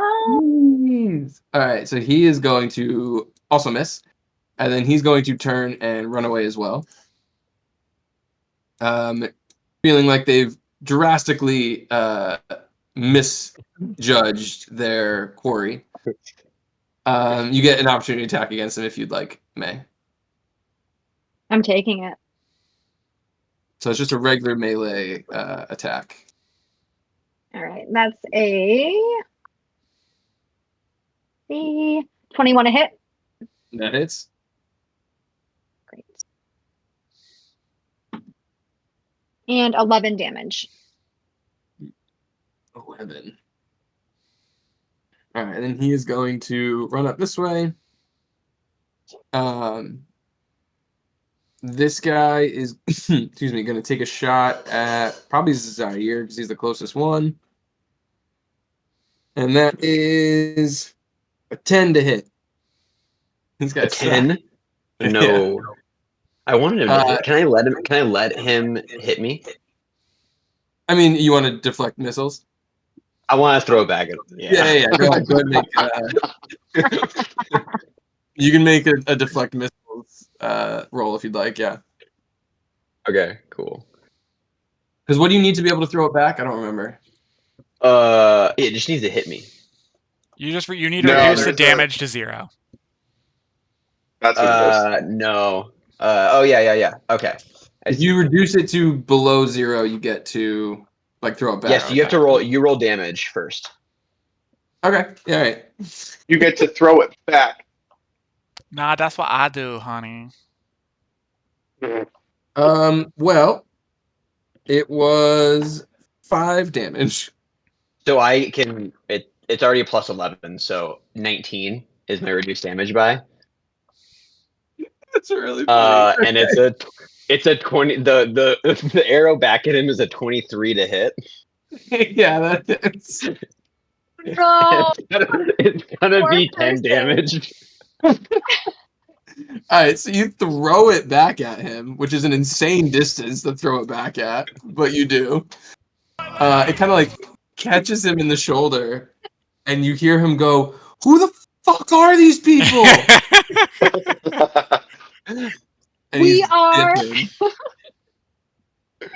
Lastly, we're gonna have the guy below the horse. I don't really know how to do this. We're gonna just see if he can escape with a little bit of acrobatics or athletics. Okay, yeah, that's a good roll. I'm gonna give him that he can move out of from beneath the horse, but that does trigger an opportunity attack from you, Ziggy. Oh boy, I don't even know. Do I have? Oh yeah, I have my staff technically. Oh, 15 plus. The fuck is my staff? I don't think I've ever used it. Plus 2 to hit. 17. That does hit. Ironically, it's 1d6 minus 1 damage. No way. Is that even possible? I have a -1 strength, so. Oh my god. Oh. And it is not a dex weapon. Ziggy. 1 damage. You just did a little bonk. Come on, get out of here. All right. So he then goes to mount the horse that you were riding, Oh, Ziggy, no. and attempts to ride off. What does Hickey Oh, do? No, he's not not pay gonna for that. accept it. What does Hickey do? You should ride to Gel Lida on that horse. Ziggy, give me an animal handling check. Hickey, don't leave me, my guy! Oh, he can't leave Ziggy. Don't leave me, my guy.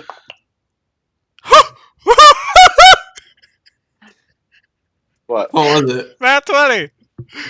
25. What a time to use my crit. This guy gets up on the horse. He's like, ah! Ah! And Higgy just like stands there, goes nowhere.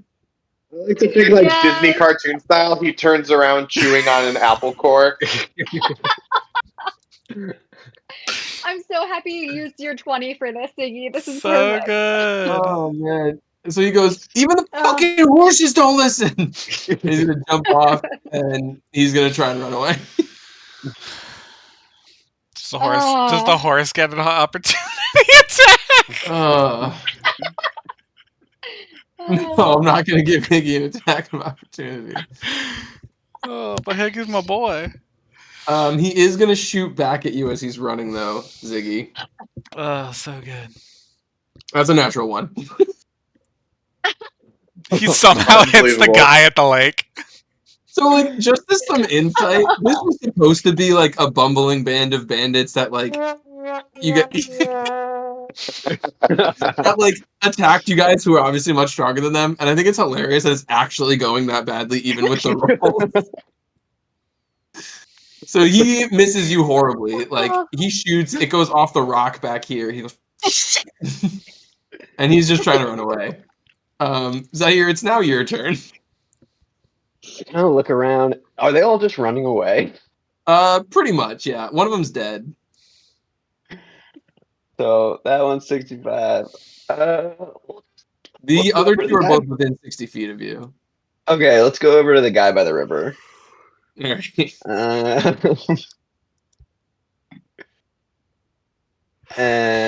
I'm going to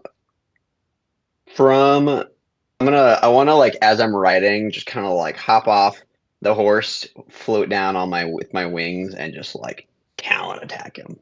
Okay. Go ahead. Your attack. The first one is an 18 to hit, and the second one is a 17 to hit. I'm gonna give you advantage on those because of your mounted combat. Okay. Even though you kind of jumped off of him, but I'm still gonna give you advantage on it. First one would be a 19, second one would be a 26. Okay, so they both hit. Go ahead and roll damage. All right. First one is 11 points of slashing. Okay. The second one is 6 points of slashing. All right. And yeah, I won't do anything else to him. He's cut up pretty bad, but he's kind of just like still up and trying to like escape into the river.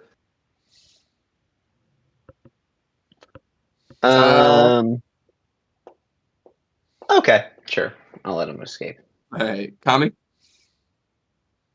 I love that we've only had one turn. Yep.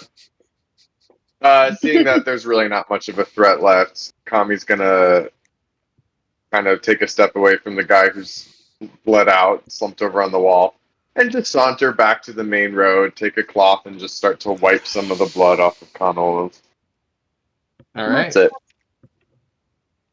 Ziggy, anything else from you? I'll cast Hold Person on this guy running away. The one that you just have been messing with this whole time? Uh-huh. All right. What kind of save is that for him? Hold person is a wisdom save, 16. He's a little wise. Nope. But It's a not five. wise enough. All right, he is held. I'm gonna then walk. I will remount Higgy, and I will saunter What a good over. boy. I will saunter over in front of him and be like, "My guy, you really picked the wrong people to try and do this to." He can just doesn't really speak. say anything. He doesn't say He just looks anything. kind of scared. Oh, dude, I'm not gonna kill you. You're good. Just like, never do this again, okay? Like, not cool. And we're gonna go to May. Anything else you want to do, May? I'm not gonna attack. I'm just gonna ride my horse back to Kami's side. Okay. Just be like, wow, I remember bandits being a little bit scarier than this. You're just that much better now. This one is gonna try and run away into the river. You do get an attack of opportunity, Zaire. Fucking feed upon his No, soul. just like taking them down. Zaire's gonna fucking feed upon his soul. Yeah. Yeah, I'm gonna take it. Oh my god. That's a You're 17. never gonna attack anyone ever again. All right, go ahead and roll damage. Oh. Jesus Christ. That's another 11 slashing. I'm gonna give you. How do you want to do this? Yeah, as he like starts to stumble into the river, I'm just gonna kind of like follow behind him as he's crawling, as he's like about to get it, just like one final like down, right up onto his back. Velociraptor shit. And he's just gonna Oh, go man. amateurs as he sucks in his life force. All right, he goes And uses full touch like of death. Gildor in the river after the ring betrayed him. It's like floating down the river. And then All right. and then Zaire's gonna turn back to Kami and yell out like, Kami, I thought you said this place was dangerous. Drug. All right, so the other two are gonna probably escape, and then you've got the one held Ziggy that is held for 1 minute. Yeah. I'm gonna talk to him and be like, yo, my guy, like, is it just you four? Well, we killed 2 of you guys, so like, you 2 now? It's just you guys? Yes. Okay. If I let you go, will you promise never to do this again? Yes. Okay. If I let you go, tell me what's been going on around here. Is there anything we need to be aware about? I mean, clearly Thought you were going in a different direction. not you. Yeah. We don't need to be worried about you. Clearly not you. But like, what Oh. what are you scared of, my guy? That's where I thought this was going. Like, what are you gonna do with your life? That's what I thought it was too. We generally try to avoid the Kalash star on the plains. Yeah, smart. They typically don't come this far north. I'm an anomaly. I'm a mystery wrapped in an enigma. Anemone. All right. Have you been to the bog? The Silver Bog? Okay. We're not stupid enough to go to the plains, and we're not stupid enough to go to the bog.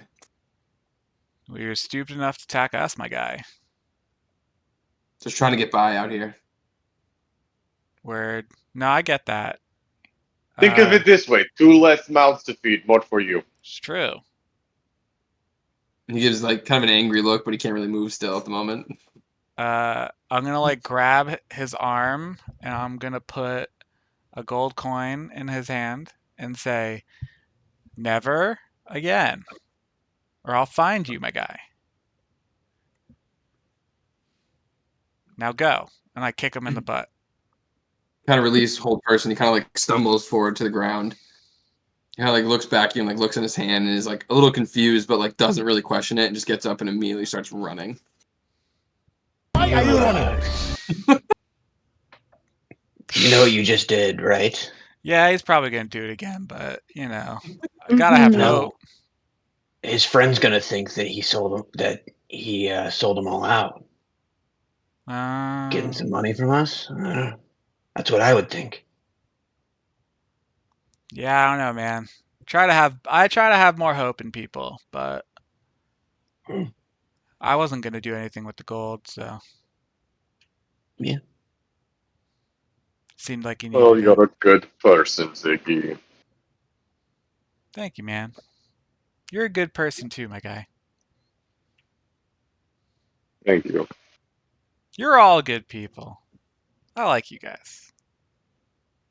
Good is relative. Yes. I know.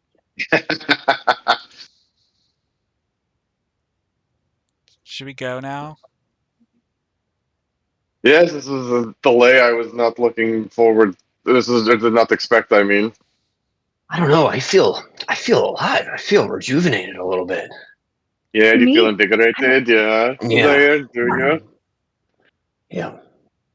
What does it Feel feel pretty good like after when you that do fight. that? My guy, like what does it feel like when you like? Because they get all like shriveled and shit, and that's like not normal. Have you ever?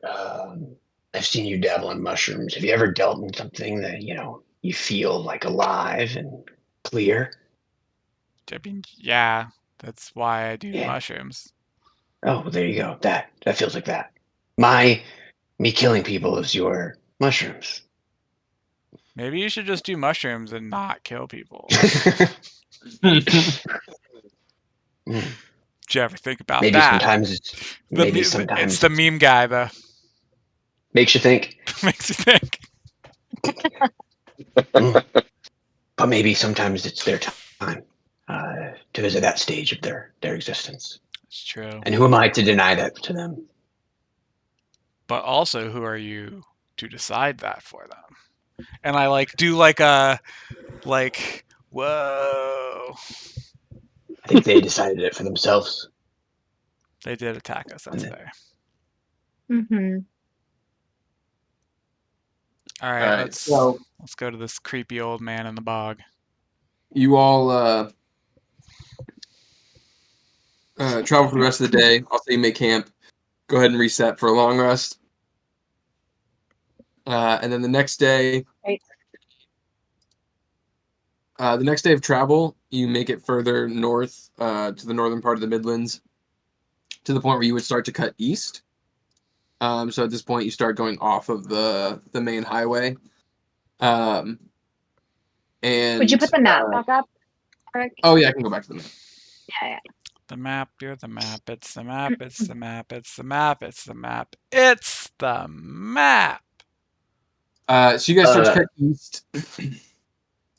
And as you do, get a little bit more into sort of the wilds, a little bit less well traveled. And at one point during the day, sort of off in the distance, a little bit further north, you hear this sort of like screaming roar. And you see in the distance a very large winged creature that seems to be passing low over the ground in that direction. It kind of passes low and then takes off further into the air and then travels off into the distance to the north. Is other me riding it? Make a perception check. Can I also look out for it? Yeah. I want to say, is it a dragon type form? Is it? Yeah. Ooh. 15 plus 8. 25 for me. 23 and 25. Ziggy, you don't see you riding it. It does appear to be draconic.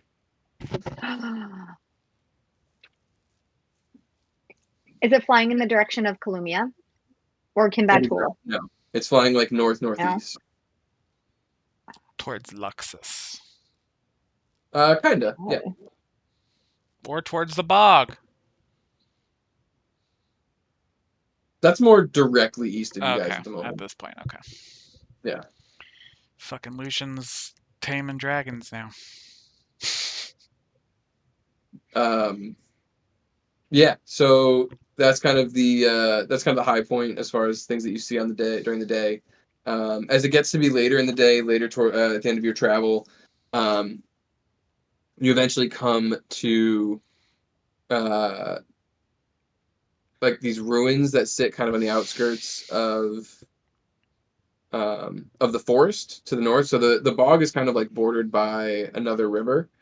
And then at the sort of top of the river, there's sort of these ruins and a forest that kind of follows the river south into the bog. And so these ruins kind of sit at the edge of the river and the forest. And as you guys approach it, you notice there's some activity sort of in this area. It looks like from a distance with kind of the perception checks for May and Ziggy, I'll say, it does kind of look like sort of an encampment has been set up. There's some people that seem to be milling about, going about sort of various tasks. You see smoke from a couple of campfires, it seems, or cooking fires of some kind. A couple of horses are tied up on the outskirts here. Yeah, that's kind of what you notice here at the moment. Who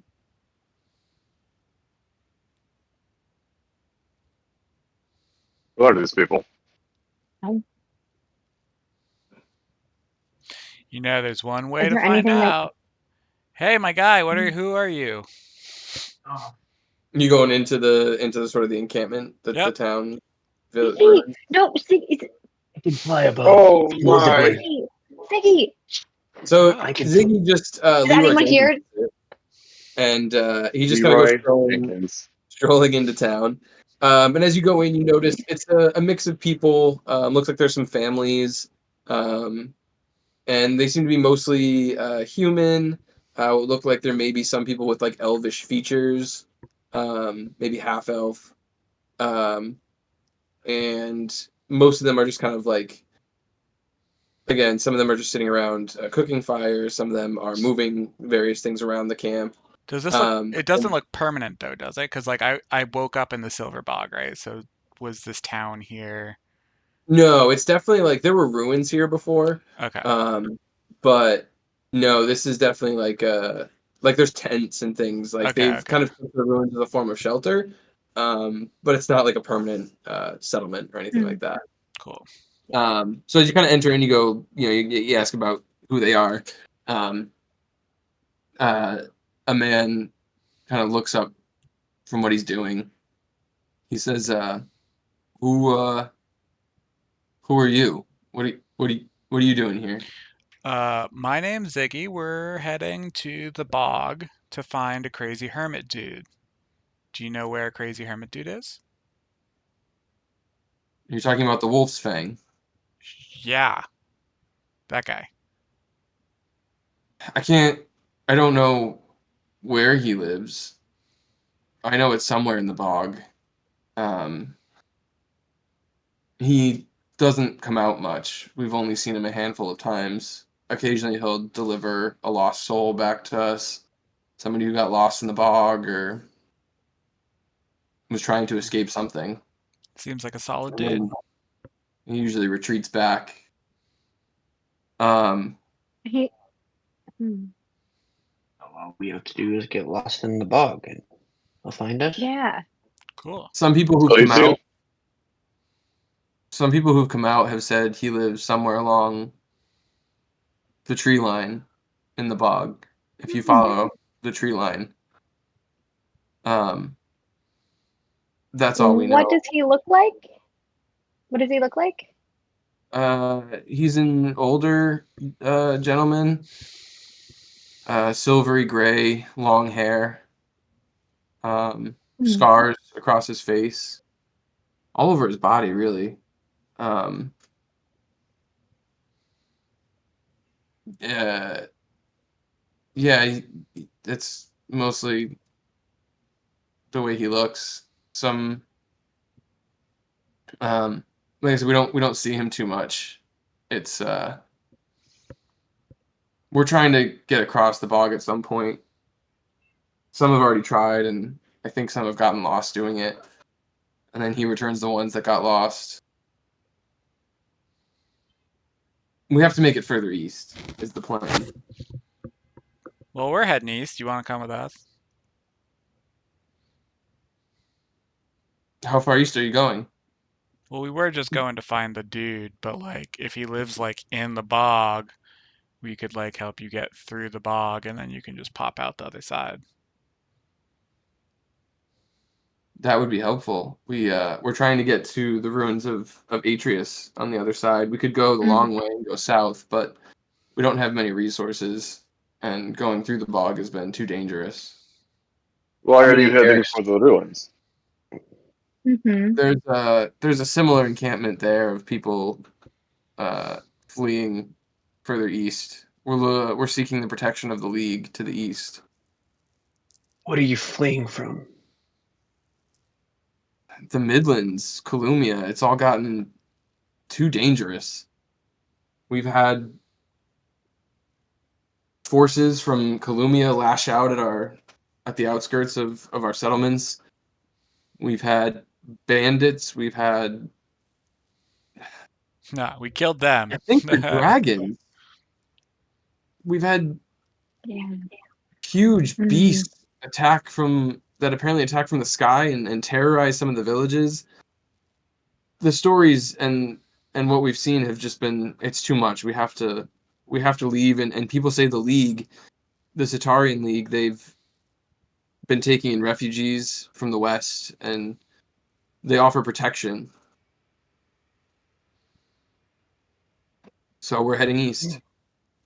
Sounds like as good a reason as any. I'm sorry you've had such a rough time of it, my guy. Well, it's never been easy in the Midlands, but I think it's just gotten to be too much. You don't have the Who wants to- Totoro looking out for you. May was looking at Kami while they were talking, so they're trying to I get mean, the eye Tovro contact used and why they to didn't have protectors. the Tovro used to maintain the security of the Midlands, but as of late, their patrols have gotten fewer, further in between, and at one point, they just stopped showing up entirely.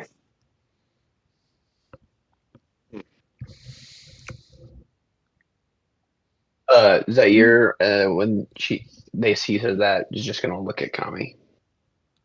Yeah. Stoic, no expression, nothing to glean.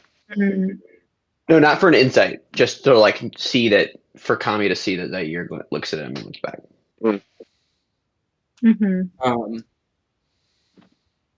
So you all would be willing to escort us to the other side of the bog? Might as How many of well. them are there, Eric? Yeah, Huh? how many people? How There's many people? there's a pretty large group here, probably 30 to 40 people. Yeah, I think we should. Oh. I think we should. We're gonna talk, just to make sure that we are headed to where you guys need to go. Ziggy, my friend, can you come back here for a second? Sure. What's that? I appreciate your kind heart.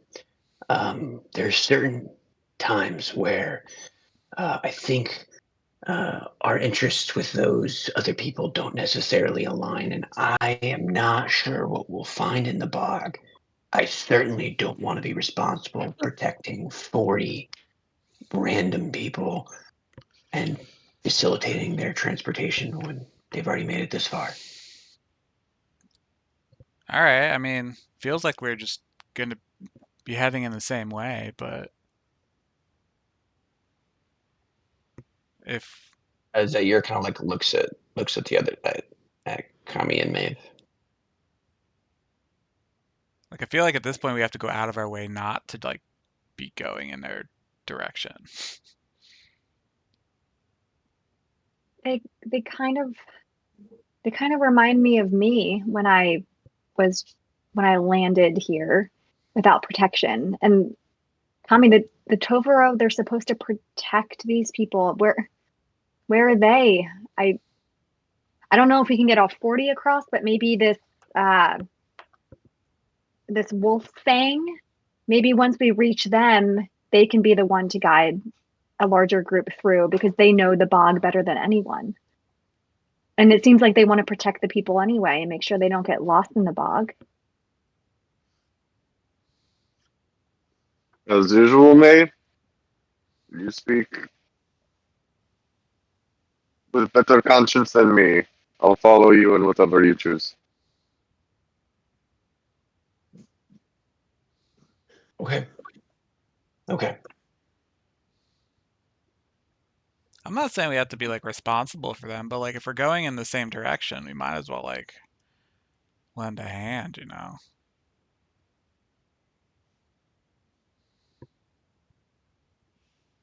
Okay. I agree. And then think of it this way: maybe we won't feel guilty for stealing the horses now. Balance, you know. I wasn't feeling guilty anyway, but sure. Oh, don't lie to me, Zaire. I knew it was tearing you apart in there, in that Mm, dark black bird heart of yours. You're tearing me yes. apart, Lisa. The plight of the Adventurers Guild was just eating away at me. Yeah, that's why like I didn't really I feel knew it. bad. I feel like stealing from people who have a bunch is kind of like drop in the bucket. It's fucked up when you steal from people who don't have a lot, you know what I mean? Yeah.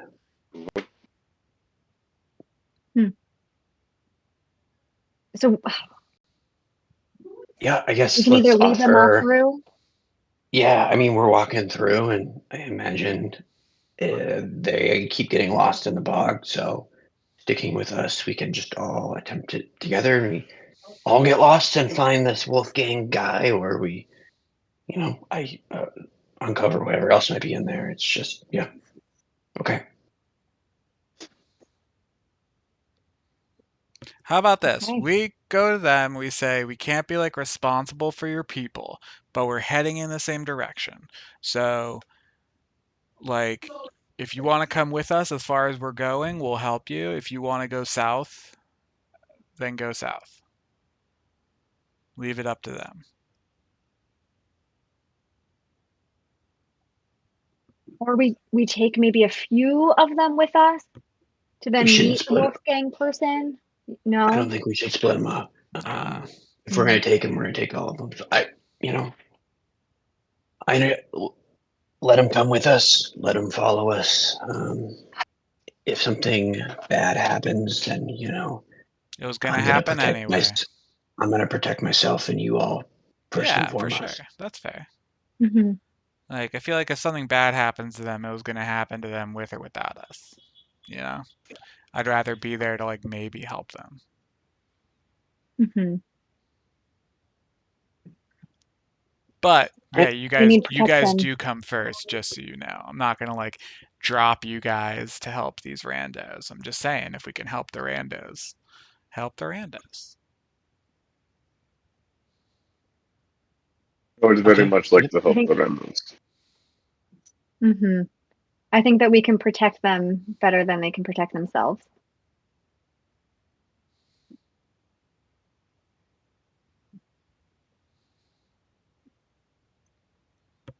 Go team. Okay. I got nothing left to say. Let's go. Let's go talk to him.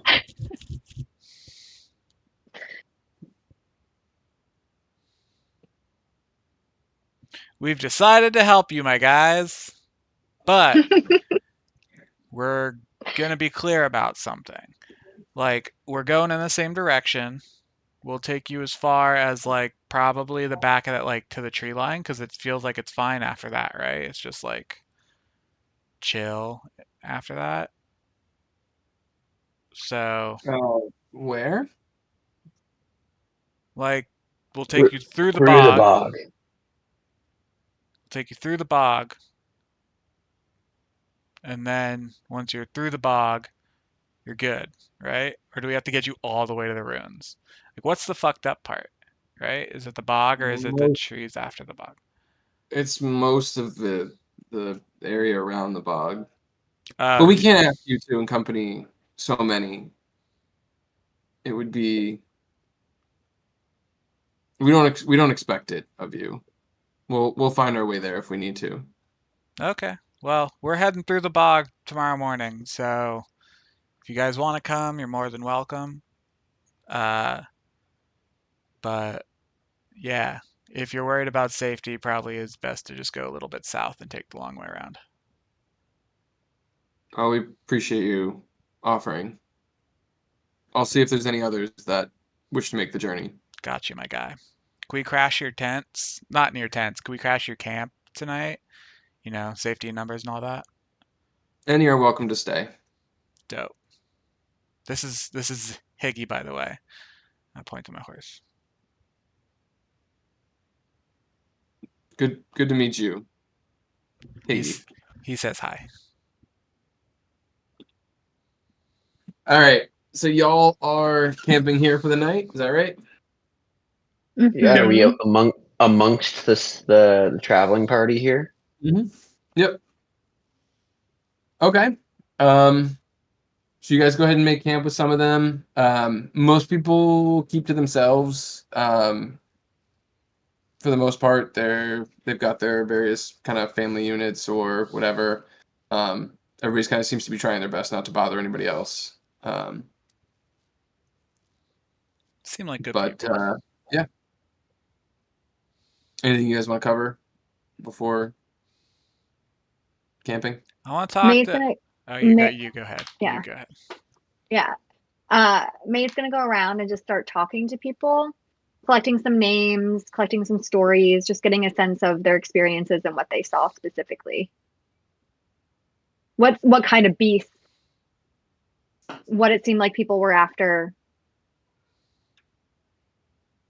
The timing of it when from being attacked. In the Midlands or wherever they're from. Yeah, the Midlands. Whatever caused them to flee and when that happened. Yeah. I mean, as you talk to them, they're relatively open to kind of sharing some of that information.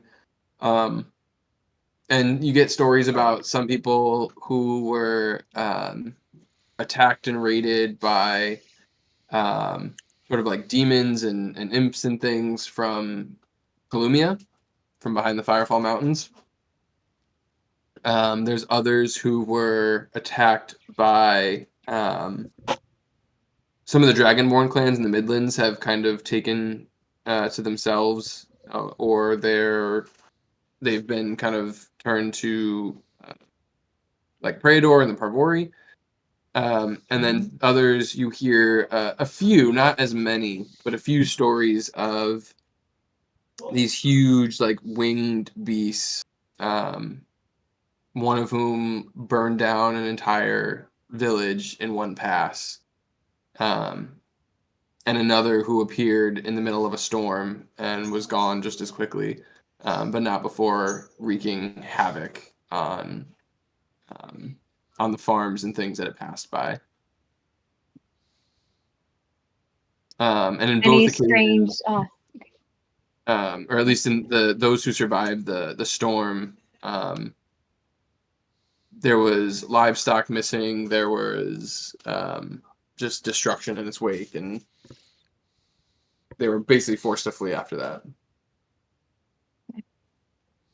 No one saw any lizard creatures with two small arms?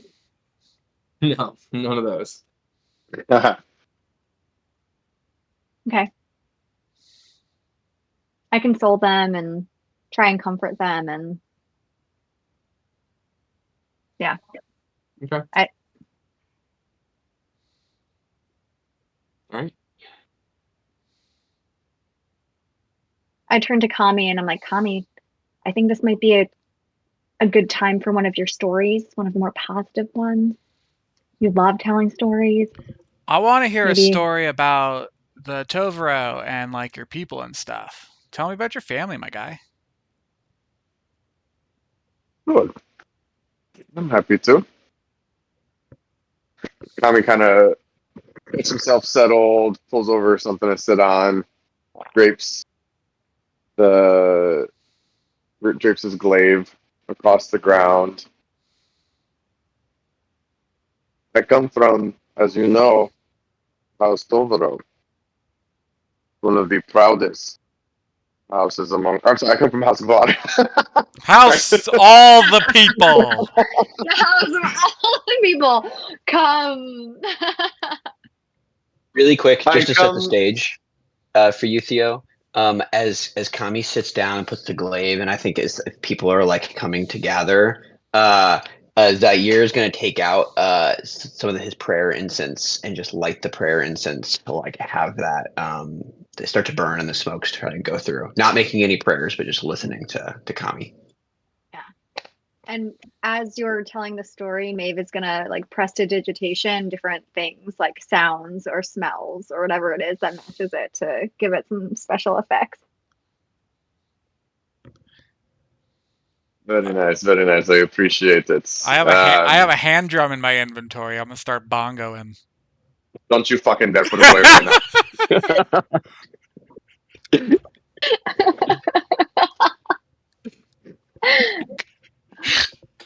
Anyway, as I was saying, I come from House Bar of the Tovaro. We're one of the most ancient houses amongst the entire Tovaro people. We were founded centuries ago by my distant ancestor, Falbir, who you've seen a couple of times. He's actually joined us in battle. Which one is he? Is he We, Daddy or Zaddy? He's daddy. Okay.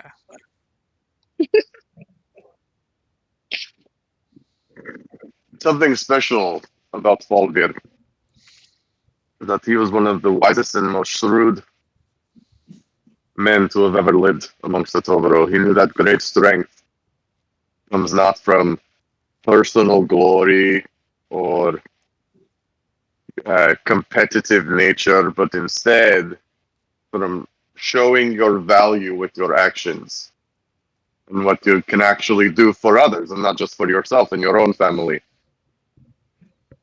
And so we have quite a reputation to this day amongst the Tovaro as being one of the most loyal, independent houses to the people that we serve, to our own family, to our wards throughout the plains. You'll almost never find a Gvar in one of the top leadership positions amongst the Tovaro, but I promise you, you'll always see one of us standing behind the great men and women of the Tovaro, there to lend our support and our talents. In fact, the motto of our house is branches aloft. Our purpose in life is to lift up others and not just ourselves. We use our branches to lift up those who need a little bit of an extra push, you know? Yeah, man. Now, in terms of my family, it goes back. There are many, many branches on our kin tree, but I will just speak to a few of them. You, of course, have also met my great-grandmother, Yanita. She's one of the greatest lieutenants in the Kinsblade army. She's very famous for her bravery and her valor in the Battle of Black Snow almost a full century ago. We've met my uncle, Selidrith, one of the greatest healers in our entire house.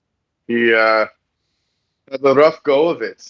At first, he was not seen as a mighty warrior, but even amongst the scorn and the ridicule, he knew that his purpose was still to help others. And before long, many houses, and not just the Gvar, sought him out for his salves and for his healing spells. And we lost him during the second great pox of the Tovaro. He exposed himself to a lot of danger and ultimately succumbed to it, all so that he could help other people. And that's how most of my family is. I like to think I'm an echo of my mother, Nahin. She was the first of of her generation. She actually currently serves as head of security for the Tavoro Chief of Trade. A very important woman, a very well respected woman. Now, my father, Tavris, he's the third of his generation, so a little bit less import, but still much to bring to our family. He's known for his strong spiritual connection, and I like to think it's because of his family and his house that I am able to connect with so many of my ancestors now. But I must say, my favorite in my family is my little brother, Kekun, or I call him Kiki for short. He is truly the best of our family. He has my mother's strength and fortitude, and my father's temperance, and he's one I miss very dearly when I'm away. I'd love to meet him. But I know perhaps you will one day. But I know House Kvar is in good hands as long as he remains with our family.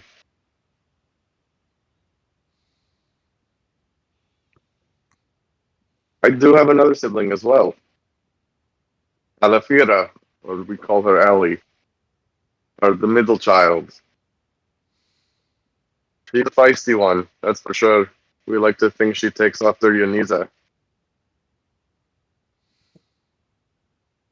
She can be competitive. I have a question. Of course. So, tell me if I'm wrong, because I'm wrong a lot. But when we were talking to the other guys, they said it's only one son. But you, Kiki's him. That's two. Also, is your brother dead? I'm confused. No, he's alive and well as far as I remember. I've not heard otherwise.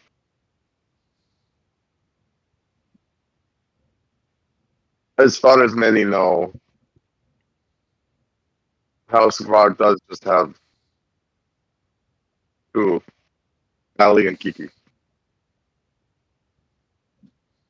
I should say, it is better for everyone's safety if the Tovaro that we meet understand that there are just two. Why?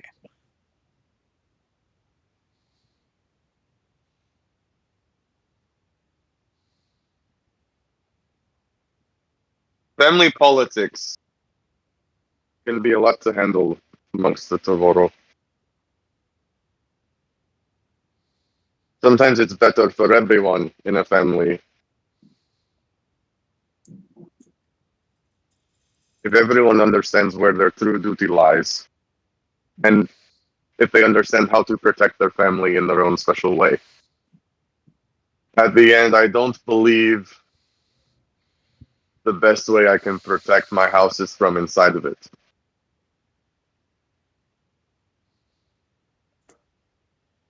I understand that. It is not as simple like that for the Tovaro, a people of rippling tradition and expectations.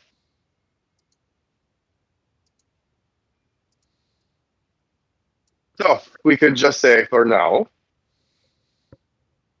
that there was no other way than for me to embark on my own journey away from home and from my family and the people that I love. But I've been lucky to find a second family. I give you a hug! I'll return it. Oh. May Can I- also comes over and adds on to the hug and then looks at Zaire. It's just gonna look and kind of nod at Kami. Can I call you my brother? I've never had a brother before. As a matter of fact, we have a special term in the Tavoro for exactly the type of description you are referring to. If I can scroll and scroll and find what I'm talking about. Where is it? Ah, yes. You see, with my siblings, with Kiki and Ali, they are my bloodkin. We actually share the same blood. But there is another type of kinship in the Totoro. We call these bondkins. People who are like family. They are joined to you by bond other than blood, but just as strong in some cases. And for all intents and purposes, they are considered family. So you are a bondkin. You and I share a bondkin, Ziggy. I start crying. Oh. Oh. Like, no, he starts crying a little bit. Not like weeping, but like happy tears. Amongst the Tommy fully understands, and he puts a hand on Ziggy's shoulder and says, "Trust me, Ziggy, from where I come from, I understand better than anyone how important it is to belong to something bigger than yourself, to have others to help you and guide you. I hope you know we are here to serve that purpose for you. We may not look like you, but we share a lot more than meets the eye." I hug you again.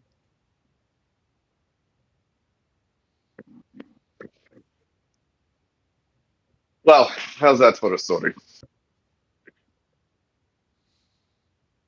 Great. I'm sleepy. You've earned the rest. We should share these kinds of stories more often. I make eye contact with everyone. Ziggy, Zaire, Yukami. But I kind of linger on you, Zaire, like Well, I don't know if it's a story, but like we're heading towards like where I first remember stuff. So that's interesting. That is an exciting moment for sure. Ziggy, what exactly do you remember again? No, I just remember like waking up in the bog. Oh. That's all. That's all. That's it.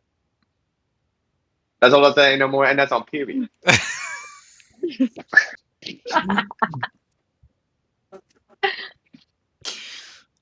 Yeah, no, I just remember waking up one day in the bog and it's been wandering around ever since.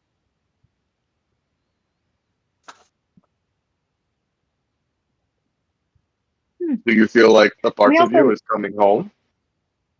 Oh no. I feel like home's a weird thing to call it. Cause like it's I don't know if I'm from like I mean, I guess now I know I'm not from there. Like I guess home is where the heart is. And It's a now bit home is wherever I'm with you. mm-hmm. All right, how many more you got? It's Come on. the lyrics. keep it going, keep it going. How let me come home. Oh. Mm, mm, mm, mm, Oh shit, we probably can't sing it. mm. When you post it, just like if you Well, speed it up and like our voices get all high pitched, it doesn't catch it. So I will do that for sure. we also know that there's a portal in the bog, right? portal to where? Yes. Faye Wild portal. A portal to, yes. And Ziggy, you don't remember Ziggy seeing anything around you when you woke up? Any portal of any kind? Nah. I just No. woke up in a clearing.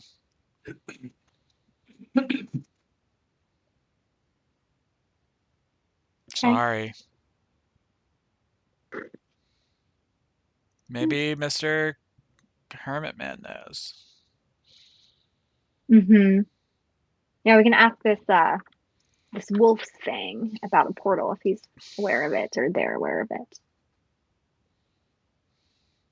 Wolf Fang. Interesting name. I bet he's hot.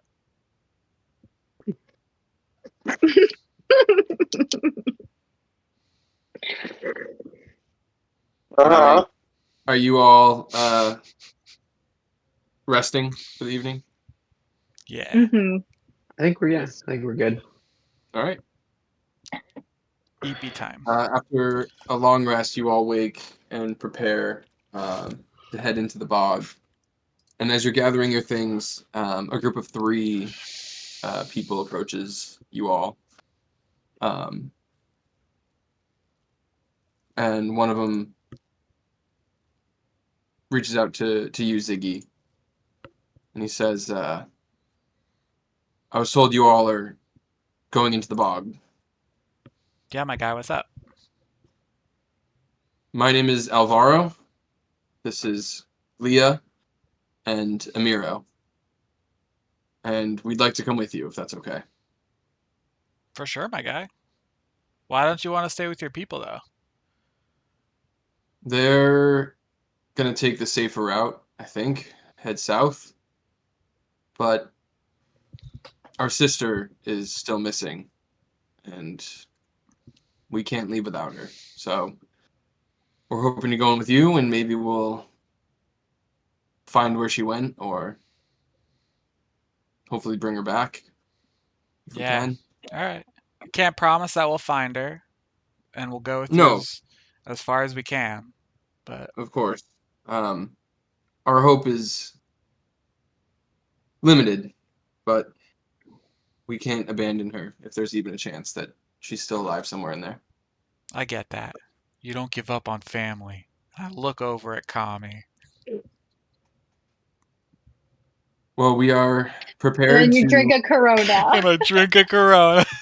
We live our lives one quarter mile at a time. Jesus.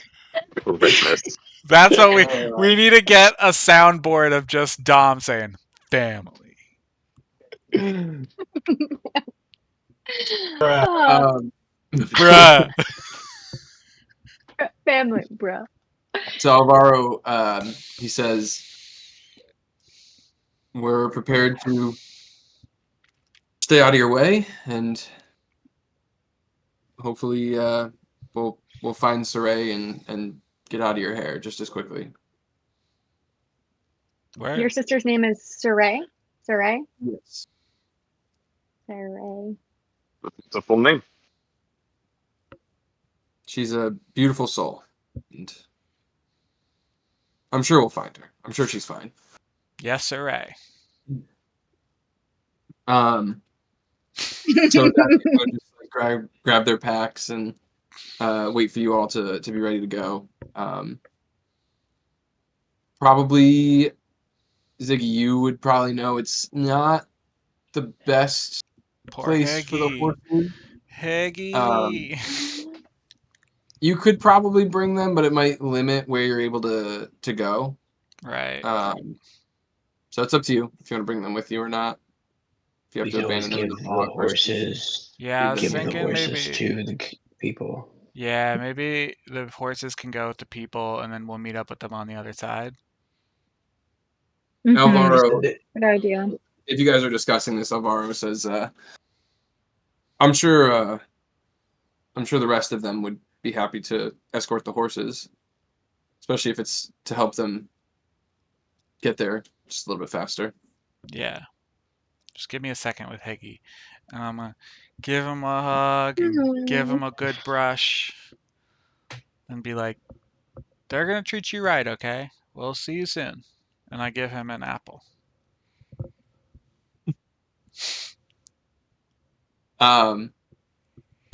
They all get arrested for stealing Gel Lida horses.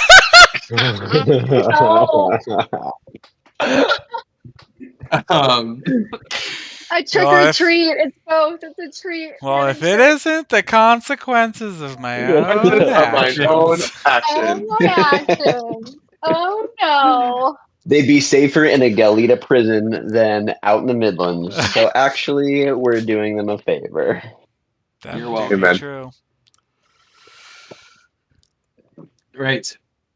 So you all head into the bog. Is that where we're going? It do be seeming that way. All right. So as you all prepare to set off, the weather is, since you've gotten really to the northern parts of the Midlands, it's been overcast at best and downright storming at worst. And so today it's another misty drizzle, cloudy skies as you make your way into the surrounding forests of the Silver Bog. There are paths that you can follow here in the bog. Even some places where it looks like makeshift paths have been tried to be laid out over difficult terrain. Wooden planks at times, seemingly attempting to bridge some of the more difficult bits of terrain. And as you get into the trees that surround the bog, even what little bit of light that came from the cloudy skies starts to diminish even further. The canopy of trees is kind of thick, and if the air wasn't quite so saturated, they may even protect you from the rain a bit. But as it is, even the trees themselves are kind of dripping down. It makes it a bit miserable. It's muddy, it's slow going, it's uncomfortable. But you never really hear the three companions that are with you complain too much. They seem to be doing their best to keep up with y'all, and occasionally one of them will not leave the group, but kind of venture forward a little bit more or hang back a little bit more, as if they're searching around a little bit where they can, looking for any sign that somebody else may have come through here. I'll be keeping an eye out as well, looking for signs of like human travel. Okay.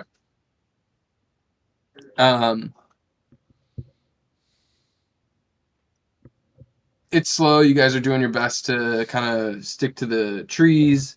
They had said that his house may be somewhere along the tree line. So essentially, there's the forest, and it kind of fades. The forest kind of drops off, and it opens up into more of like a marshy bog with pretty limited tree cover. And supposedly, the house sits somewhere kind of on that line or close to it. And that's like on the other side of the like bog, right? Yeah, so you guys kind of went up to the north and came down through the woods. Oh, okay. So we're like we were up like we did like this kind of route.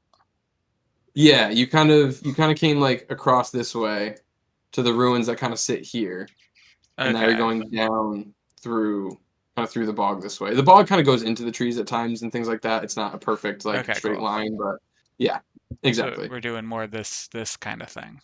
And then Kinda, yeah. the rest of the party is going, or the rest of the people are going like that. Correct. Yep. Got it. And Ziggy, as you're kind of keeping an eye out, keeping an ear out for a couple things that might hint at there being somebody that had passed through, you hear what seems to be kind of at first like a muffled like crying from further off beyond some of the trees in your area. And as you kind of walk, the kind of crying seems to turn into just like more of a panicked sob. Human sounding?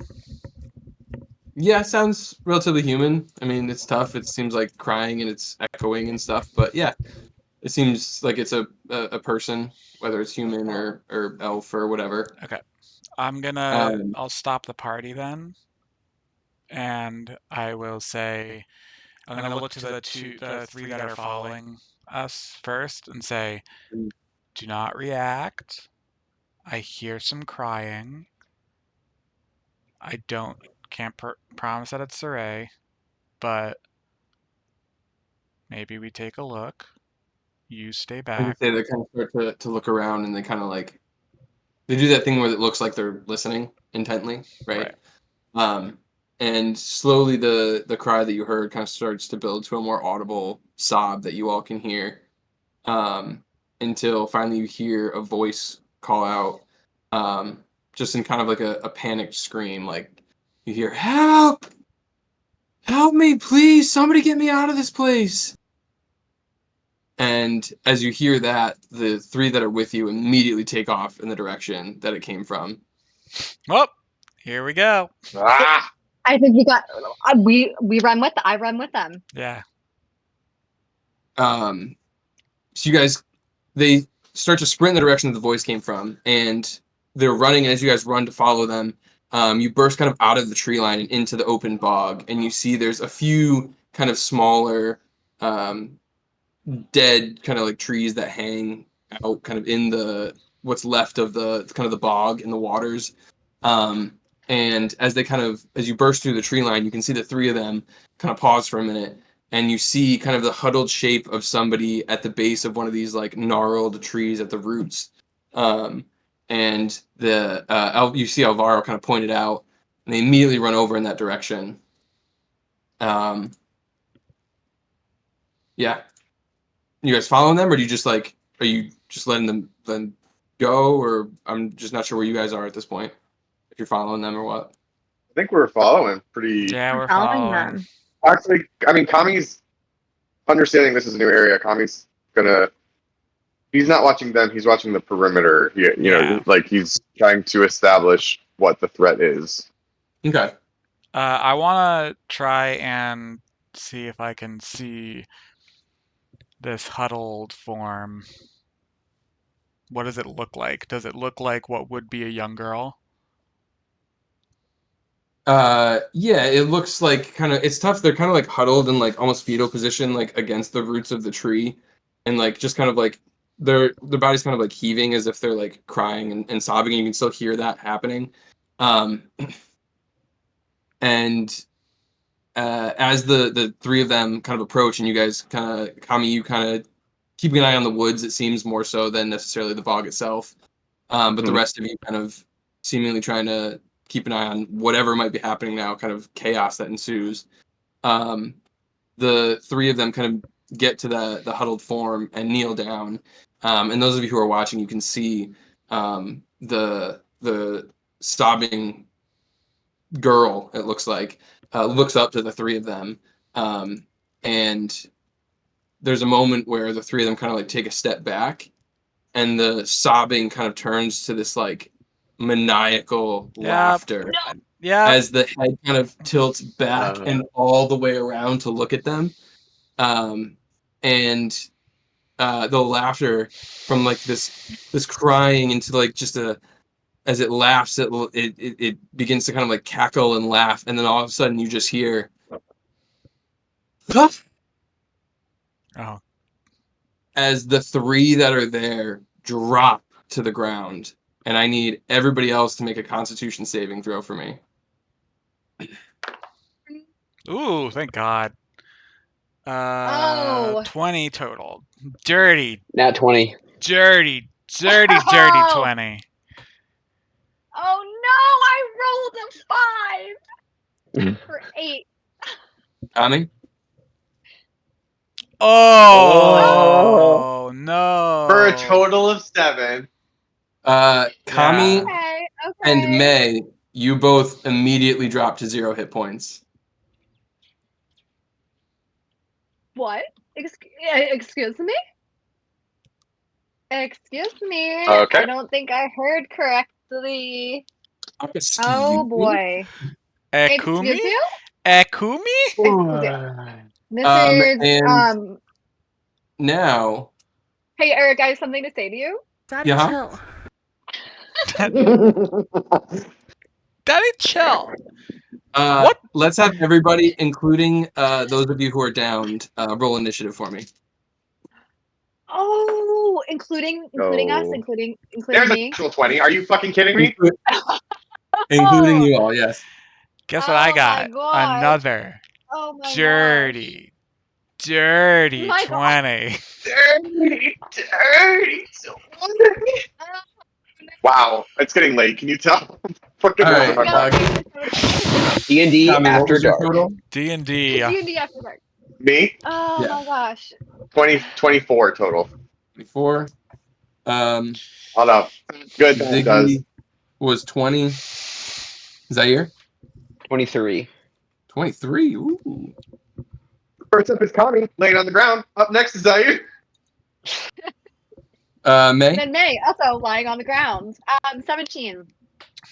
Okay. Not bad. So, I can go to a new map. On the map. New map. New map.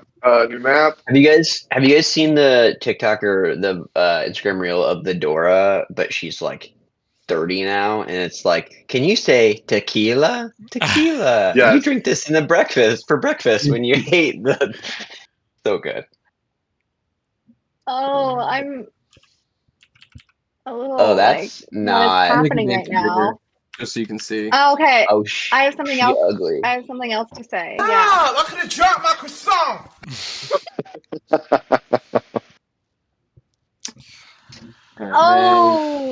Oh, Banshee. Zaire, I'm going to put you kind of over there. And Ziggy, I'm going to say you were close by checking on them. All right. Oh. So, first thing I need is Kami to make a death saving throw for me. Come on. Use the good dice. Good dice. Good dice. 7. All right. That's one fail. Then Zaire, you hear this shrieking. Actually, sorry. Those of you that succeeded on the save, Me. Ziggy and Zaire, Me. you guys take You. 11 points of psychic damage. Nah, I'm good. Thanks, though. Again. I appreciate the offer, but nah, dude. All right. That's actually, right that's now. the scream we heard. Yeah, that was it. Oh. You heard Jeez. this just ear-piercing scream, and it just, you double over for a minute, just like grabbing your head. And as you kind of like open your eyes and shake it off, you see the 3 people that had accompanied you into the forest, as well as May and Kami, on the ground. Oh, yep. Is she still screaming? The scream has faded now, and you see the sort of form of like this ghostly woman start to kind of like rise from where the huddled woman was. Well, that's terrifying. I'm going to take one step back towards Kami, reach down, and I'm gonna touch his ass to spare the dying. And so he is now That's stable. good. Okay. Specifically his ass. Yeah, well, he's like lying on the ground, and I'm just gonna like reach down and. So you are no longer making death saves. And then as a bonus action, I am going to. Save me. Oh my God, such a good idea. If only. Because healing word, I can't use healing word on somebody that's not like stable, right? No, You can use it on anyone. Yeah. So if I use healing, like They don't have to be stable So- to use healing word.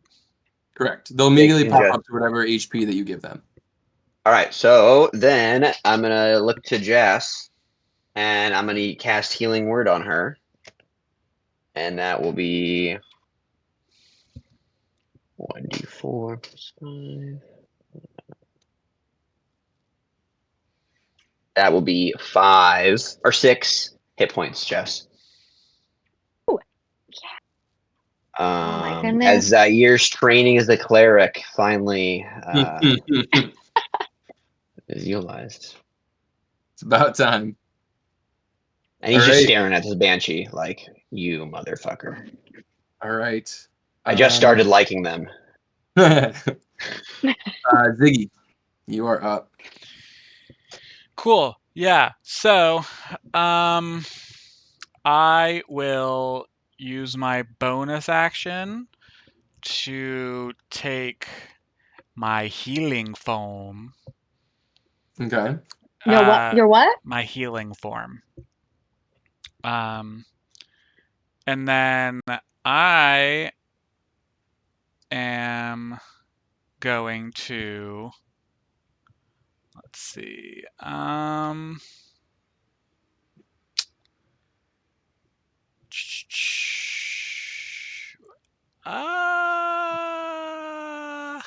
fuck. I will go ahead and cast a good ol' Alpha and Omega centered here, centered basically on May. So Kami will be in the radius, so he can immediately spend a hit dice. Love to do that. That And sounds wonderful. Can I do that as well? No, it's one person within. So you can spend a hit dice, and because I'm in my healing form, you get an additional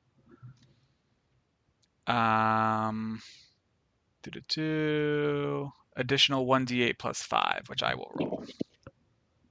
Holy shit. And do I spend the hit dice like I would where I add my You spend a hit, modifier? yes. Yeah, so you spend a hit dice. And then what's the actual name of that spell? Wither and Bloom. Yeah. I rolled a 1 on a d12. I'm going to actually fucking kill myself.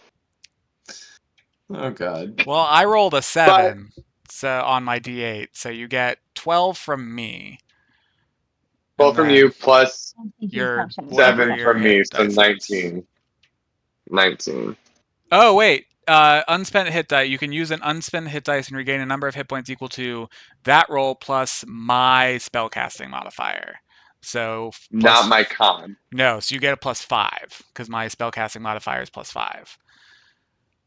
So you get 6 I'm from like an you. idiot anyway, so yes. 6 from you and 12 from me. So 18. 18 total. And then 2d, and then Spooky Bitch makes a con save. That's pretty good. That is 19. Yeah, that'll save. So it'll take half of 2d6 necrotic, which is 4 and a 6, so 10. So 5 necrotic. Okay. Does it look like the necrotic hurt her? Nope. Oh no. Yeah, that sounds right, but I wanted to confirm. Yeah, she just kind of exists in the space of that that radius, and you just see no effect. Cool. But I got Kami up. That's what matters. And then I'm going to be like, oh fuck, it's right next to me. So I am gonna give her like a kung fu pose. Okay. All right. And May, you for a moment you dropped. You heard the scream in your head, and then everything kind of went dark. And you saw images in your head. You saw your father and the library and the garden. You saw Cassian kind of smiling at you. And then almost just as quickly as these images kind of flash through your head, your eyes open and you're on the ground looking up, rain falling into your face. And you kind of like take a minute and like wipe the water away from your eyes, and you look around and you see Kami in a similar position on the ground, but like seems to be kind of shaking himself awake, and Zaire and Ziggy kind of on either side of you. and you see this horrifying looking ghostly woman just like 10 feet from you.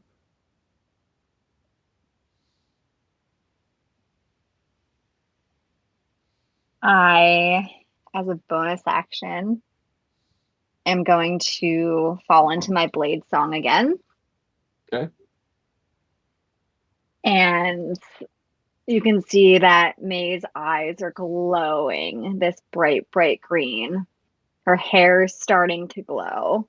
There's a cackling energy again rolling around her and rolling around her, sort of sparking and sparking and sparking until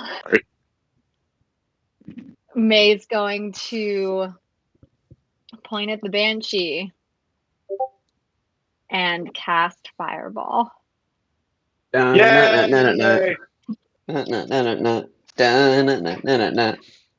the rain And I'm gonna fall cast down. it in a way and wake my dreams. Actually, that's my blade song. For right now. I know what. Anyway, sorry. But I'm gonna cast it in a way where Ziggy's not gonna get hit. Okay. So, in the fashion of sort of centering it to like behind here. Let me draw my little radius thing. Yeah, what's the radius on it? 20-foot radius sphere. That's huge. What spell are you casting? Fireball. Oh. It's got to be like. That's why Jake was singing. Yeah. Yeah, like over there. It's got to be like right there. Yep. Is that Brendan I just pinned back? Fireball is so big. That's crazy. That is crazy. So without regard for 20-foot radius. Yeah. So it's like you gotta do it like right. It's huge. Here. Yeah. Either way, there's nobody else over there where it's gonna matter too much.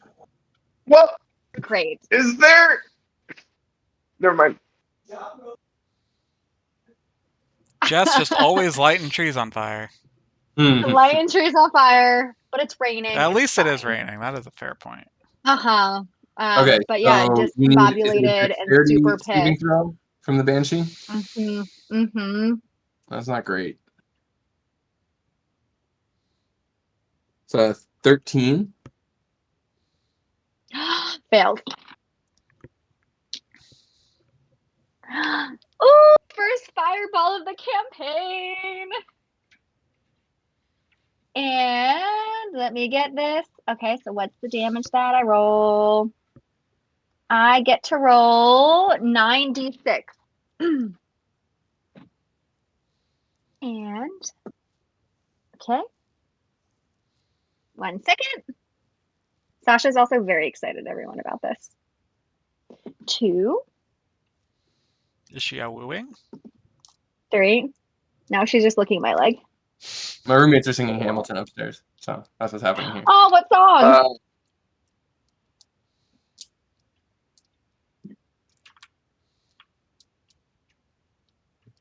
Dun dun dun. I don't like this. That dice is not serving me well. Eric, are you not in that house anymore? Oh my goodness. Yeah, I'm in the same house. Oh, okay. New roommates. One of them's Brendan. You guys know Brendan. I know. 31 points of damage. 31 points of damage. Woo! All right. So as the fireball kind of explodes, you see it kind of like immediately vaporize some of the water and like in the air, just like steam kind of puffs out over it. 2 of the bodies of the people who were with you who fell after the scream, their bodies immediately catch fire in the range of the fireball. And the fire engulfs the Banshee, and as it kind of recedes and fades, she's still standing there. Not as worse for wear as you would have hoped, but definitely took damage from it. Wait, so the dead bodies. Wait. She is resistant to fire, but she did take damage. 2 of the bodies remain burning even after the fireball recedes. Were they dead? Well, now they're They are hella now. dead. They were just Okay. unconscious. Now they're dead. Why weren't they on the map? I didn't know that they were behind the banshee. Yeah. Yeah, now 2 of them are dead. 2 of them are. You know what, Jess? This makes your proposed name for our group a little more fitting. Oh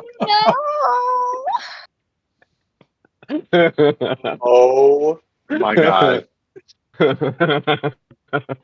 I am absolutely gutted. I am absolutely gutted. We're gonna go save this girl, and she's gonna be like, "Did my brothers come save me?" And we're gonna be like, "No, To they make it, didn't." Who knew where they went? I don't know. They ran away. They were like, "She's So your problem fast. now." And we're like, "Damn, harsh." And don't ever try to find them. All right. Okay. Anything else, Mike? that's on your conscience now.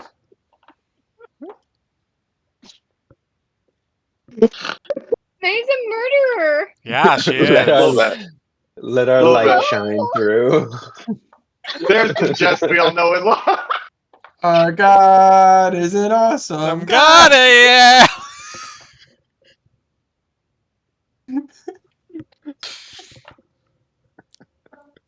I could have dropped my croissant. Why did we do? Sorry.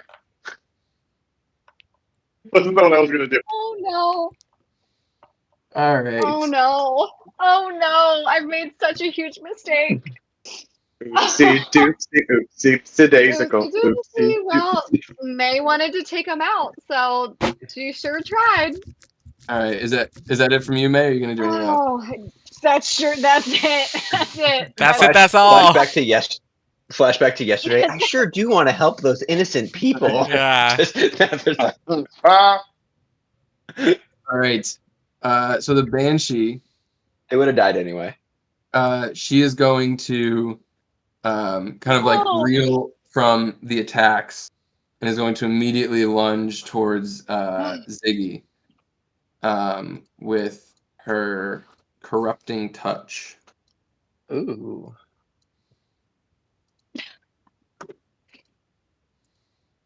But the that Nova board is- can't be corrupted.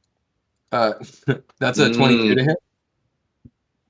22. Yeah. Silvery barbs. All right.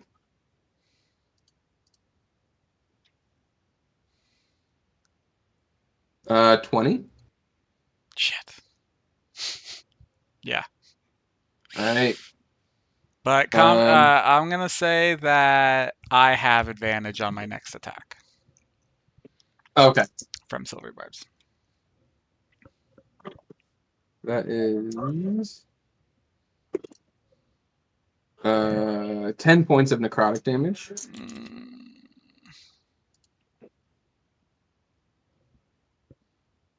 And Oh no, I don't like that sound.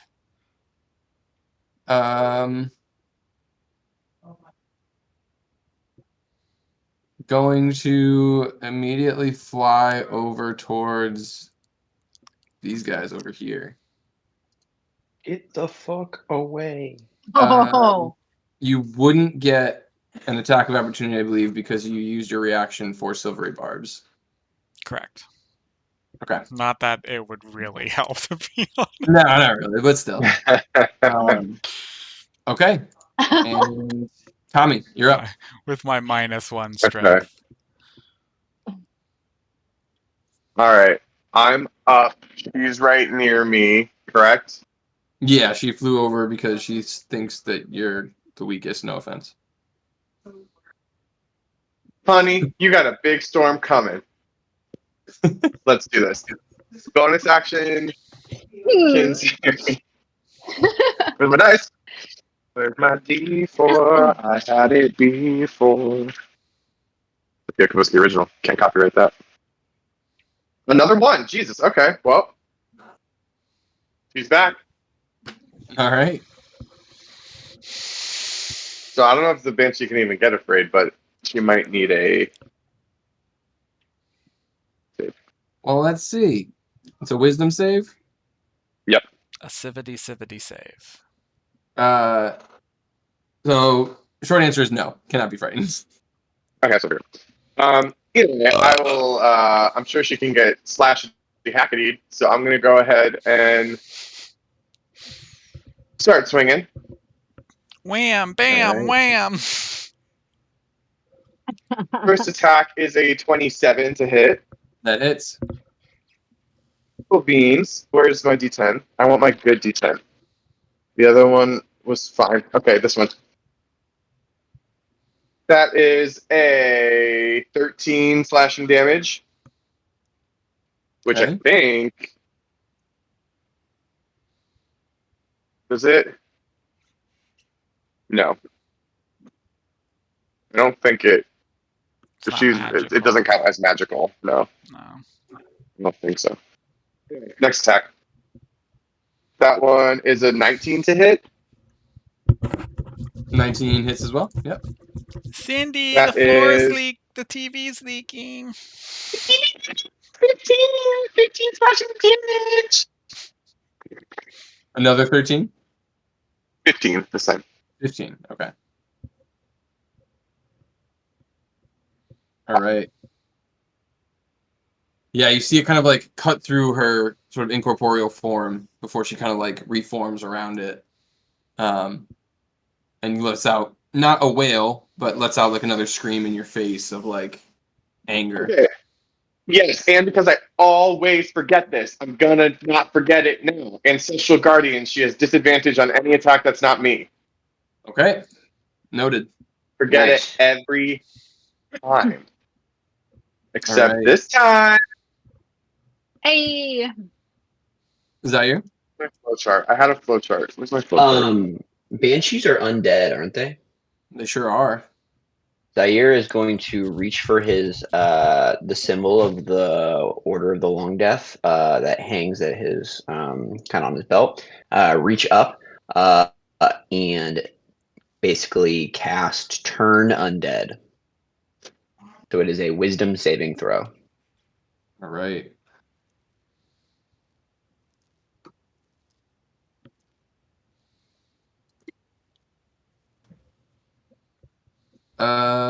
Wisdom is a 13. Fails. The DC was 16. Ooh. So instead of being frightened, it is turned for 1 minute, or until it takes any damage. All right. it's awesome. Yeah. Okay. It's not shabby. So yeah, she's like, and I'll turn, like, I don't know if there's a way to convey it to the rest of the group, but You I'll can be just like, talk. Like you I'll have be a moment. yelling at her. Yeah, I'll be yelling at her. And then I'm going as a bonus action. I'm gonna look back at both Kami and Maeve, and from that glimpse, can I tell which one, like, how they're doing health wise? Like, Yeah, Kami, how do you look? Kami, how do you look? I'm hurting. And May, how you doing? I am the worst you've ever seen me. Oh God, You Actually, look pretty bad. pretty bad. all right. Save the girl. So I'm just gonna look at Kami and kind of trust that like he has a better grant, but like survive another round of this. And I cast again healing word onto Maeve.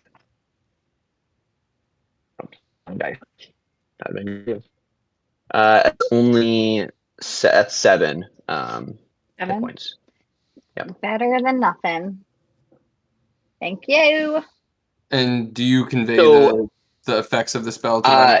Yeah, I'm gonna say I have her under my control. Hold off a second. Make sure everybody's good.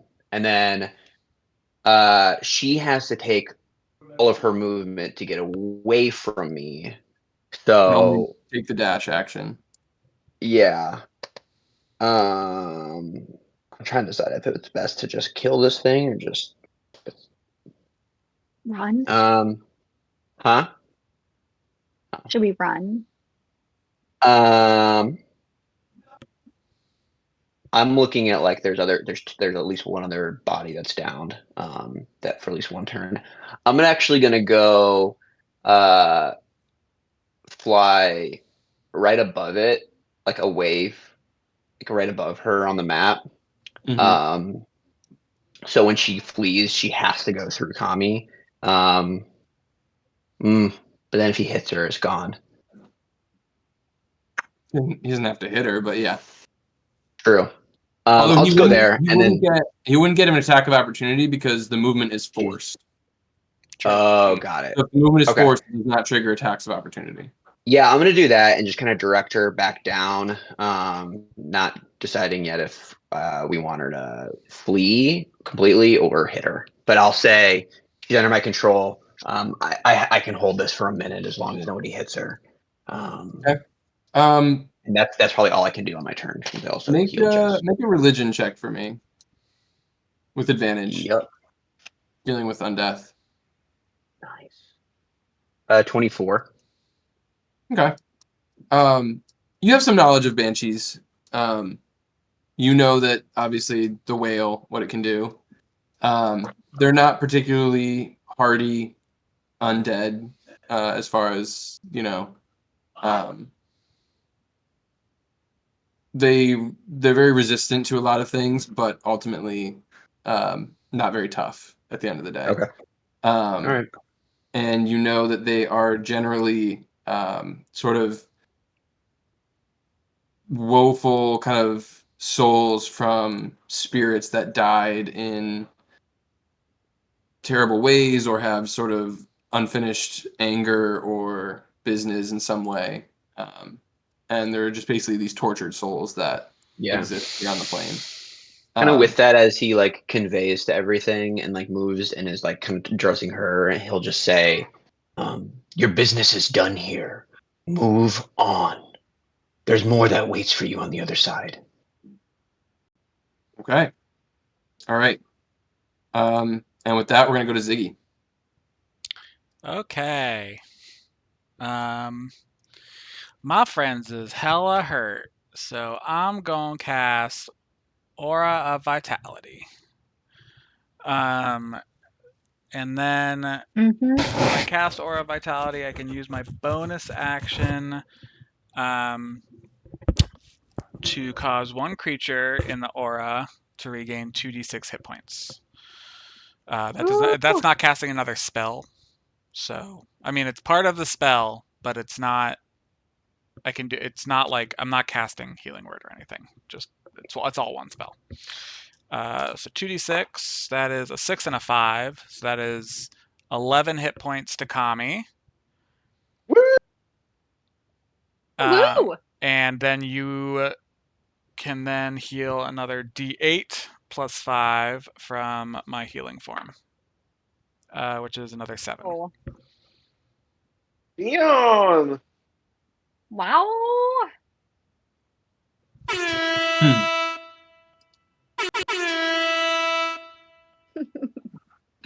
Chabra. All right. And then Chabra. I will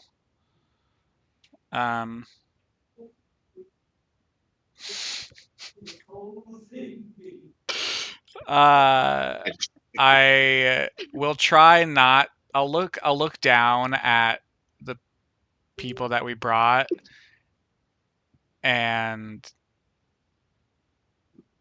I'll try not to look at May, but I'll yell to the group, I think one's still alive.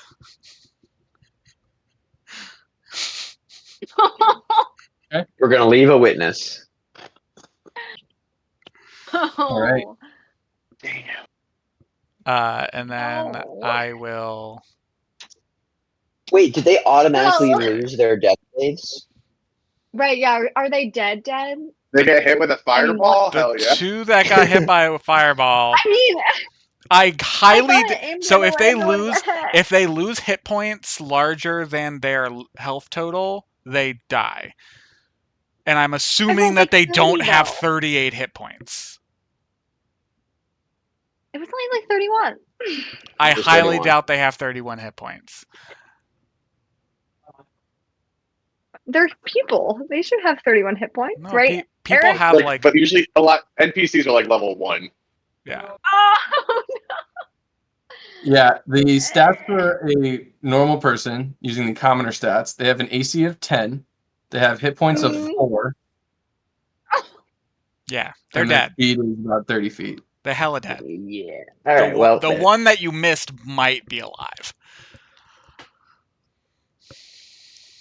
They're not just dead; they're eliminated at the molecular level. Yeah, they're just ash. They're they are ash. They're flaming toasted. corpses. That will haunt your dreams. Oh man! May's All gonna right. have nightmares. Anything else, Ziggy? I Oh, will. Fuck. I'll yell to Zaire and be like, "Can you spare this one?" and point to the one on the ground. I can heal them. You deal with the one that is on the ground. Yeah, in a second. I'm making sure I don't have to like hold concentration for this, and I don't. Okay. All right, man. They're like, no, it's his time. It's his time. It's his time. yeah, so you're like, nah, this one. Def wants this one. We're not sure. with me casting fireball, it was just it was their time. Jess and area of effect spells do not mix. Oh no, they don't. Okay. Banshee is just frozen, right? No, well, kind of, yeah. No, Banshee is turned, meaning they have to run away. Okay, that's good. Well, I have a potion spell, like a healing potion. I can go administer to one of them. It's the least you could do. I can do that. Really, the least I could do. Literally the least you could do. Yep. So May is going to now fully sobbing, I think, when she realizes what she's done. She is going to walk over to both of the bodies, check them both for any sign of life, and kneel beside the one that looks like they're really, really dead and just whisper, "I'm sorry. I'm deeply, deeply sorry." And then turn to the other one and administer the healing potion. Okay.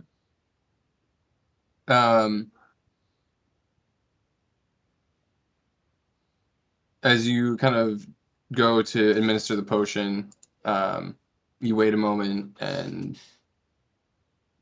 there seems to be no effect.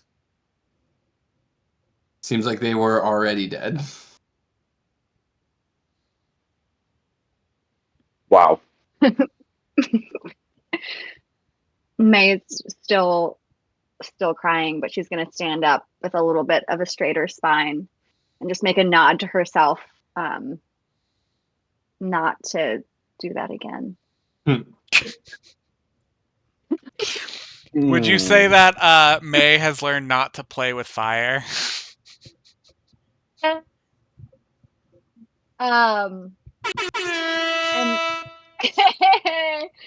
And then I'm going to walk more quickly over to Kami and cast haste. So I'm going to touch her shoulder and I'm going to say to Kami and be like, if she turns around to fight us again, let's take her out. Just so you know, haste lasts a minute. She's turned for a minute. Haste will go away by the time she's done. Can I hold that spell until she attacks? Unless somebody hits her. That's true. Can I hold my action that is that spell? But if you hold a spell, it's going to use the spell slot whether you release it or not. Yeah. You can always just wait until the thing's about to come back and then do it. Okay, that's what I'll do. So I'll just sort of oh, wait, where's the girl? There wasn't a girl. It was the Banshee. Oh, right.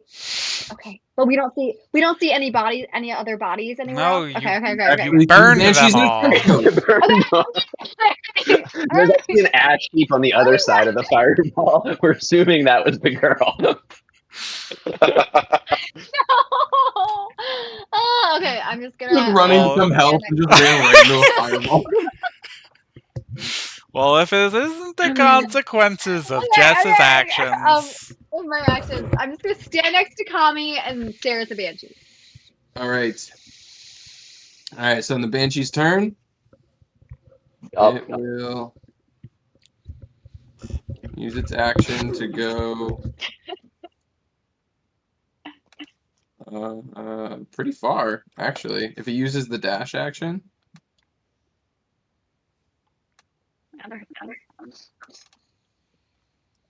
Um, I go about there.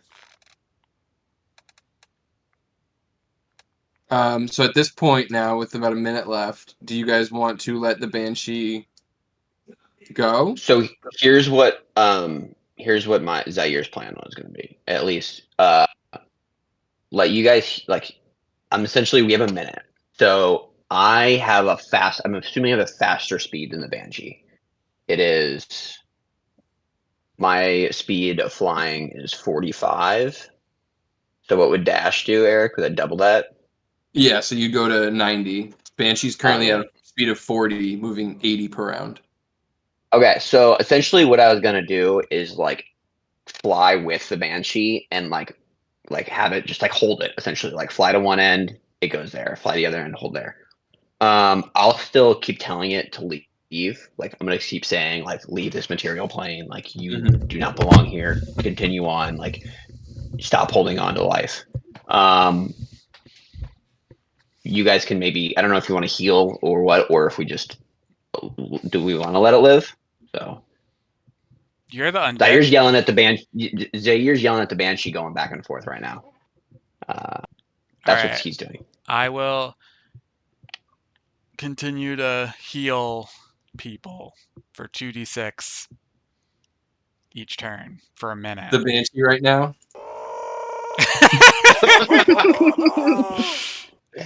So yeah, what I'll do is how long does Aura Vitality last? I think it's also a minute. It is a minute, yeah. So that means basically 10 of these. So I have 9 left. Yeah. So first one's gonna go to May. So basically, I'm gonna roll 2d6 and a d8, and then add 10. Sorry, add 5, not 10. 2d6 and a d8, add 5. Okay. 4, 5, 4. So that's 8, 13, 18. So that's 1. So I have that's 2 technically. So then I'll do May again. Oh fuck. 2, 2, 3. So that's 7 plus 5 is 12. Okay. 5, 1, 5. That's 10, 11, 16. How are you looking? I'm up. I'm good. Cool. That's all I need. Then I'll go to Kami. Yep. Wow, Ziggy. 2, 2, 6. So that's 10, 15. Okay. That's 5. 6, 4, 2. That's 12, 17. 12. 17 total on that one. That was 2 separate things. One was 15, one was 17? Yes. 1, 1, 3. So that's 5 plus 5 is 10. So you just healed me 40 points in a turn? This is technically Yeah, no, this isn't a turn. Over a minute. This is over a minute. So I'm essentially flying the banshee. He's kiting the banshee. Okay. Although I do have. Are you? I think it's a minute. Huh? Sorry, no. I was gonna say, are you full yet, Kami? No. Okay, so there's another one. 3, 8 plus 5 is 12. And I have 2 more. So just as a heads up, I think what Jake was going to say is the banshee is going to be unturned before yours is done, because you cast your Aura Vitality afterwards. He cast Turn Undead. Okay.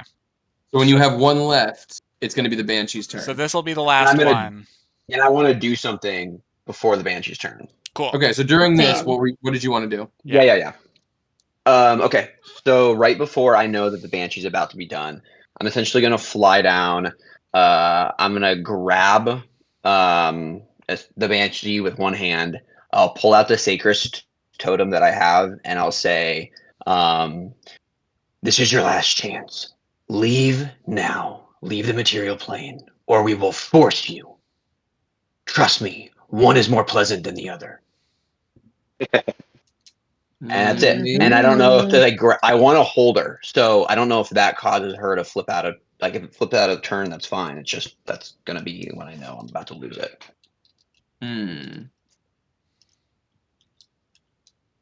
I'll give you a religion check on that. I knew putting a religious proficiency would help one day. That's an 18. I didn't roll great. Okay.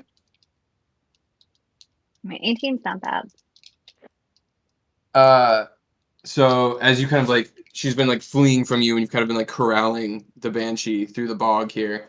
And as you kind of like grab her, then she kind of like struggles as if like struggling against your grasp.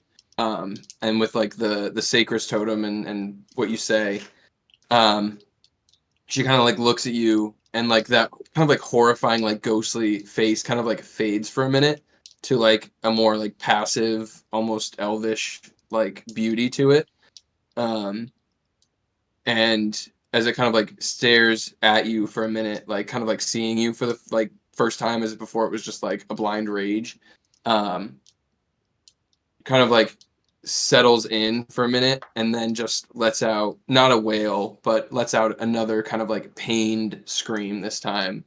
And as she kind of releases the scream, just kind of like her form dissipates into the air. And you see what was clasped in her hand is this note that falls to the ground, this piece of parchment. And the form of the Banshee just kind of dissipates. I say a quick prayer, and kneel down to pick up the note. Okay. I'll roll my next 2 healing then, because I think we're out of combat. Kami, how are you looking? Finish those 2. Excuse me, I still have 6 hit points left. Okay, I'm gonna take one. 4, 4, Wow, 6. okay. Healer. Hello. Hey. Oh my god, you're Genji spamming. I need heals. You need healing. 4, 4, 6 plus 5. That's 14 plus 5 is 19 for me. I'm good. Is anyone else hurt? Yeah, I mean I have missing 11, but I don't know. I got you. Yeah, I'm missing 6. 4, 4, 5. So that's Cool. 8 Enough. plus 5. Fine. Yeah, plus another 5. Yeah. Michael, what spell was that again? What was that? Aura of Vitality. I know you were doing it. Aura of Vitality. Mixed. It is mixed with the. So that's the 2d6 every turn as a bonus action. And then the extra d8 plus 5 comes from my Circle of Stars wild shape, which is the form of the chalice.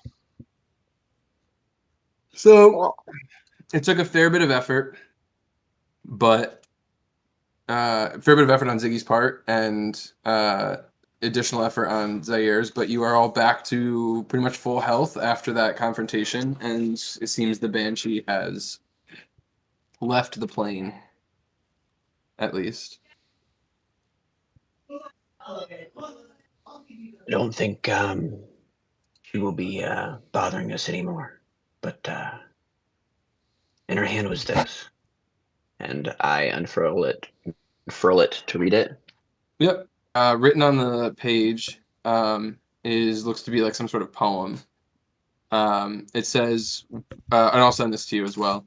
It says, "Where star and moonlight shines and dances, upon thine kin's own branches, atop the crown, beneath the clouds, from where the enemy advances, a fairy's breath, the distance drawn, where bodies lie, though souls are gone. Hazard's head and Sylvie's feet do guard forever on. I read that. Okay. Did you write Maeve, that, Zaire? Does that make any sense to you at all? Does that? Yeah. Does anything ring a bell? For any of us? It seems to be some sort of riddle or description of a location. Yeah. I'm really good at riddles. Oh my god. The answer is always lupus. Wait, Theo, what? No, I'm wondering. Tommy if wouldn't get. Tommy. What was that? Oh. Got nothing. Tommy wouldn't pick up on it, but Theo is picking up on things, but he doesn't want to say it because Tommy would not Okay. know it. So I think we're gonna probably end it there. You guys can stew over a little bit of discussing about how to solve the riddle if you want. Okay. But yeah, I think we'll probably end it there. So, can I just take a I don't know what I would call it. Like not even like a generic. I don't even know. This is just above game speculating, but looking at how everything is written, where Star and Moonlight shines and dances, that's a reference to Ziggy. On thine kin's own branches, that's a reference to Kami. Yep. Atop the crown, beneath the clouds, that's a reference to Zaire. Crown's Peak Mountains, yeah. From where the enemy advances is both both Maeve and Whirl. And Whirl. Yeah. A fairy's breath, the distance drawn, where bodies lie, those souls are gone. Hazard's head and Sylvie's feet do guard forever on. Okay, let's break there. Let's just stop the stream before we speculate anymore. But thanks everyone who tuned in. Second half. Michael, let me know when it stopped.